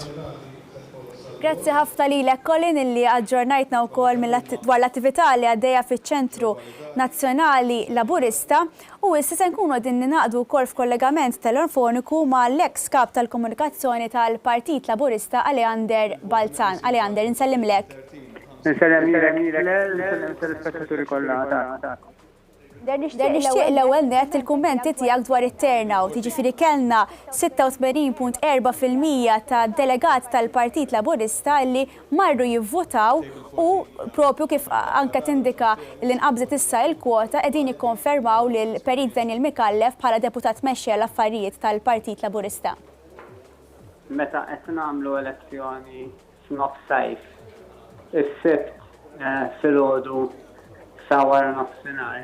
U jkollok daqsant delegati illi b'kandidat wieħed xorta jħossu il-ħtieġa illi imorru jew fiċ-Ċentru Nazzjonali Laburista jew fiċ-Ċentru Laburista ta' Rabat Għawdex biex jikkonfermaw lil Daniel Mikallef bħala deputat mexxej dak juri sens ta' fiduċja kbira li Daniel Mikallef igawdi fil-Partit Laburista. Ġifieri il-delegati ħarġu biħġarhom biex il-Daniel Mikallef mhux jikkonfermaw imma juruh bil-fatti l-appoġġ li għandhom lih. Appoġġ li jiena ngħid konna qed nitkellmu fuq id-delegati li jmur li l-seba mid-delegati tal-Partit Laburista laqas laħqet sar magħruf illi ħajkun hemm din l-elezzjoni illi fost il-pubbliku, fost il-partitari tal-Partit Laburista, iżejn ngħid iktar importanti minn hekk fost il-pubbliku in ġenerali illi ma kienx hemm dil-lajta qawwija biex Daniel Mikallef ikun il-kandidat jagħti ismu joffri s-servizz tiegħu, ikompli joffri s-servizz tiegħu għall-Partit Laburista. Inti kellek ukoll l-opportunità li għander li taħdem fil-viċin ħafna tal-Perit Daniel Mikallef fosthom għaliex okkupa l-kariga ta' President tal-Partit Laburista. Temmen illi l-kwalitajiet tal-Perit Daniel Mikallef huma dawk li għandu bżonn il-partit biex ikompli jiġġedded? Jiena smajt diskussjoni li kellkom fil-programm u semmit ħafna il-fatt li saret il-bidla fl-istatut biex il-deputat Mexxej jkun fokat fuq il-Partit Laburista, issemma wkoll il-partit li tkun kritiku tal-gvern, u ma kollha punti tajbin.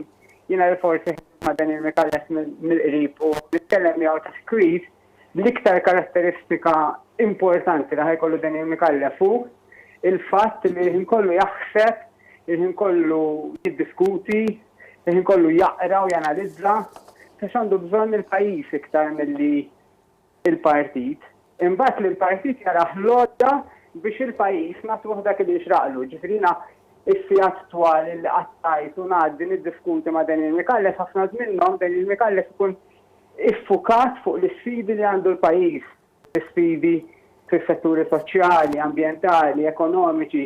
Allura jiena kontent li l-Partit Laburista issa ħajkollu deputat Mexxej illi l-għana ewlieni tiegħu illi l-Partit Laburista jkun qed jifformula il-politika tal-pajjiż.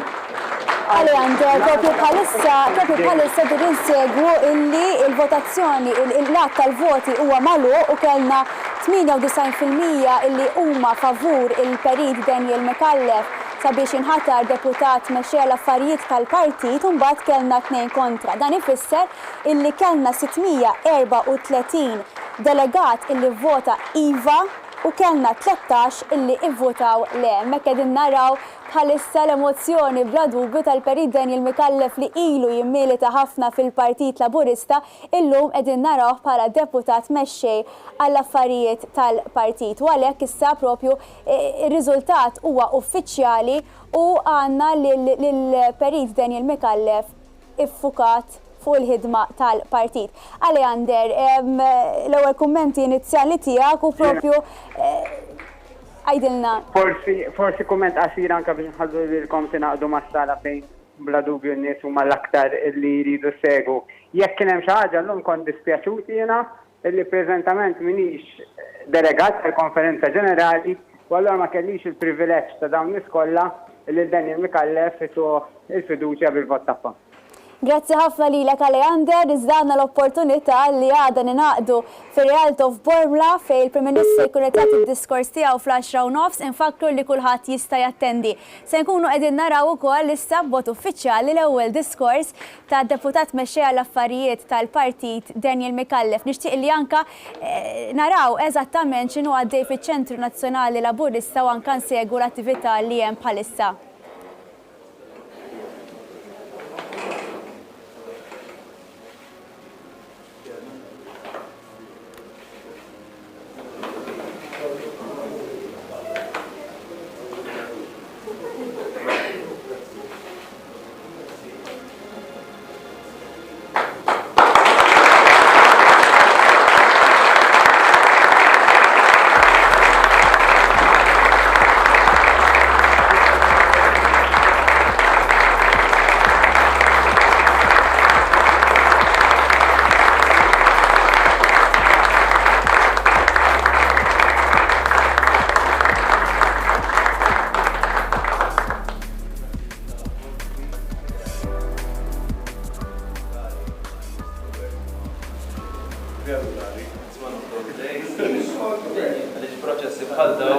Proċessi bħal daw segwejt ħafna ma meta jkun hemm ismek jgħid differenti l-aqra surreali. Napprezza ħafna dal-vota li qed tfisser biss aktar responsabilità, fiduċja li dejjem tajtuni napprezza ħafna. U aktar xogħol li għajlu forward li nagħmel magħhom kollha kien ma' sħabna delegati, komitati, attivisti, konsiljera u ma' kulħadd. Grazzi ħafna.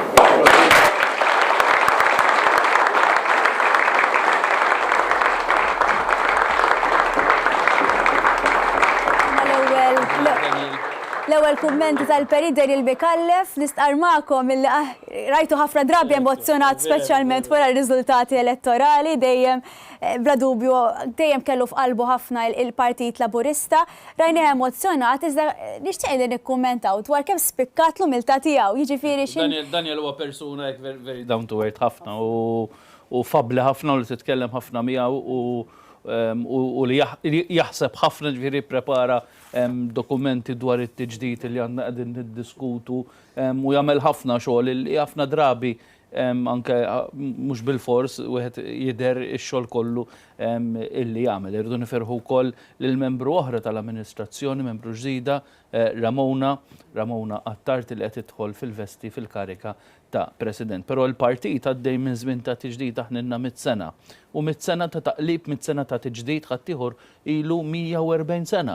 Però għadhom l-istess nies kontra ħafna mir-riformi illi qegħdin nagħmlu anke aħna illum il-ġurnata l-istess nies bl-istess kunjomijiet li l-istess sens ta' elitiżmu l-istess sens ta' elitiżmu u l-istess sens ta' superjorità illi qiegħed jżomm ir-riformi illi qegħdin nippruvaw nagħmlu aħna bħala gvern. Jiena mhux naqbel ma' ħafna li qal Aleander qabli ma mhux il-gvern.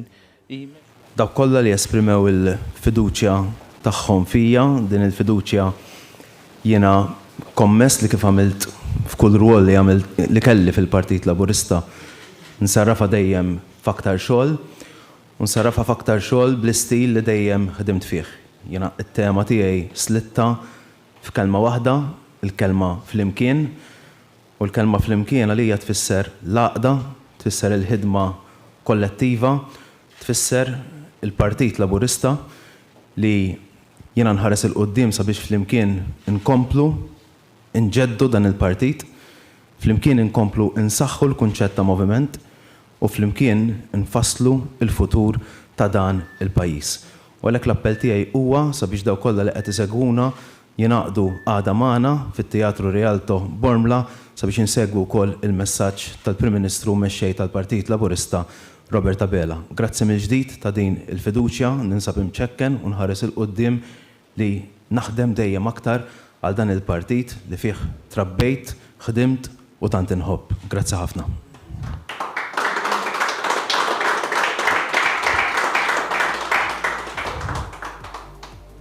Kienu l-ewwel kummenti uffiċjali propju tal-Perit Daniel Mikallef illi għal dawk illi bdew iseguna issa b'mod uffiċjali huwa id-deputat mexxej għall-affarijiet tal-partit. Kummenti tiegħek Glenn. Li kont qed ngħid jiena huwa li il-partit il-mod ta' kif infetaħ il-partit fl-aħħar jinnaf, speċjalment minn 2008 law, meta mbagħad aħna ftaħna l-partit tagħna fi 2008. Fi 2013 tlajna fil-gvern u il-pajjiż għadda mill-esperjenza li aħna għaddejna bħala partit għaliex is-soċjetà tagħna llum hija soċjetà aktar miftuħa għaliex aħna għandna partit aktar miftuħ u aktar ma jibqa' jinbidel u jiġġedded il-partit tagħna jfisser li tibqa' tinbidel u jibqa' jinbidel u jiġġedded pajjiżna u dak kull effett illi dan il-partit qed jħalli fuq il-pajjiż effett pożittiv. Għaw minn irriti jgħid li huwa effett negattiv, imma dak huwa biss fil-ħsibijiet ta' moħħu, imma b'mod in ġenerali bħala soċjetà, bħala ekonomija, f'diversi oqsma tal-ħajja, il-pajjiż sejjer tajjeb il għaliex qed jibqa' jinbidel u qed jiġġedded. U dan it-tibdil u dan it-tiġdid ġej għaliex hemm it-tiġdid fil-Partit Laburista. U li b'dawn il-karigi ġodda aħna għandna kif eleġġejna mexxej u Prim Ministru ġdid f'Jannar illi għadda. Illum għandna deputat mexxej ġdid, għandna President ġdid. Amministrazzjoni. Għanna amministrazzjoni ġdid, għandek il-Catherine jiena tħalt ġdid ukoll fl-amministrazzjoni, ġifieri għandna kap eżekuttiv li huwa ġdid, ġifieri dan it-ġdid, dan it-tibdil li qed isir kontinwament fil-Partit Laburista qed iġib ħsibijiet ġodda, qed iġib viżjoni ġdida illi titwaħħad ma' dik tal-Prim Ministru. Aħna naqblu kollox dejjem jitkellem il-Prim Ministru, dal-aħħar kien hemm xi ħadd għalli jitkellem pereżempju l-Prim Ministru u intom kollha taqblu miegħu, le. Ikun hemm diskussjonijiet kbar. Il-partit huwa propju xieda ta' dan, ġifieri think tank propju huwa l-Partit Laburista. Ikollna diskussjonijiet kbar u anke nuqqas taqbil jew pożizzjonijiet differenti. Imma mbagħad once illi l-partit iddeċida, once illi ttieħdet linja, hemmhekk mbagħad aħna bħala għalhekk aħna għandna mexxej u m'għandniex kap, għandna mexxej aħna nimxu wara il-mexxej tagħna. Jiġifieri meta mbagħad ikun hemm deċiżjoni, dik id-deċiżjoni jirrispetta kulħadd.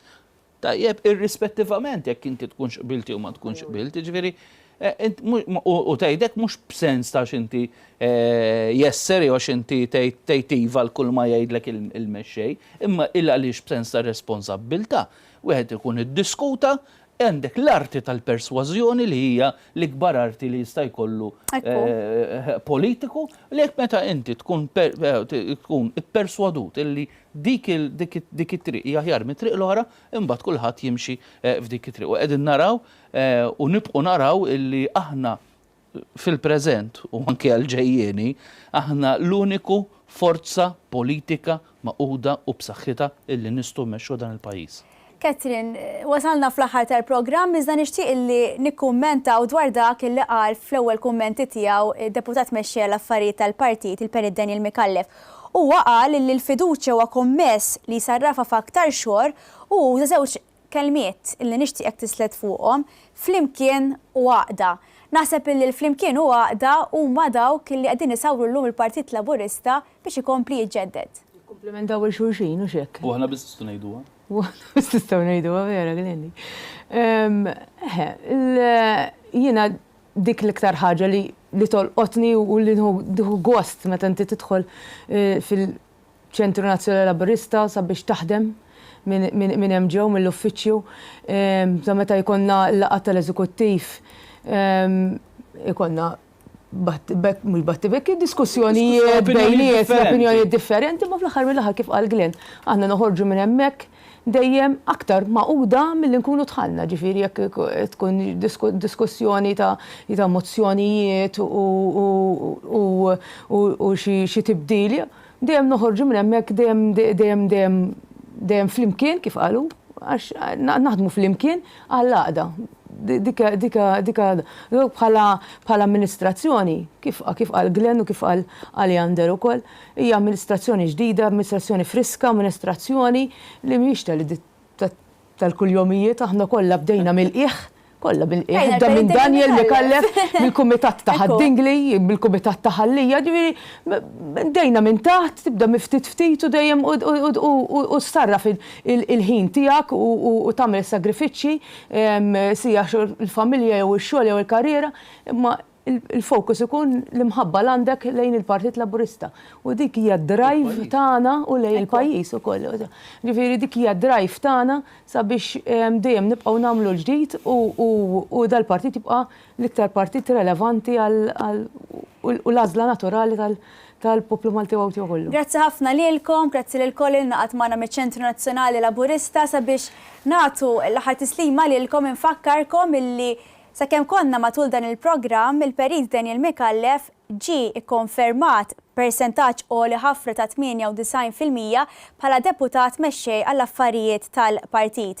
Id-delegati propju 86.4% tagħhom ħarġu jivvutaw u għażlu lil Perit Daniel Mikallef bħala id-deputat mexxej. Infakkarkom biex għada tingħaqdu magħna fir-Realto Bormla sabiex l-ewwel nett nisimgħu l-ewwel diskors tal-Perit Daniel Mikallef bħala deputat mexxej għal affarijiet tal-partit, l-ewwel diskors tal-President il-ġdid tal-Partit Laburista Dr. Ramon Attard u bla dubju id-diskors tal-Prim Ministru mexxej Laburista Robert Abela. Grazzi ħafna tal-li inaqadtu magħna.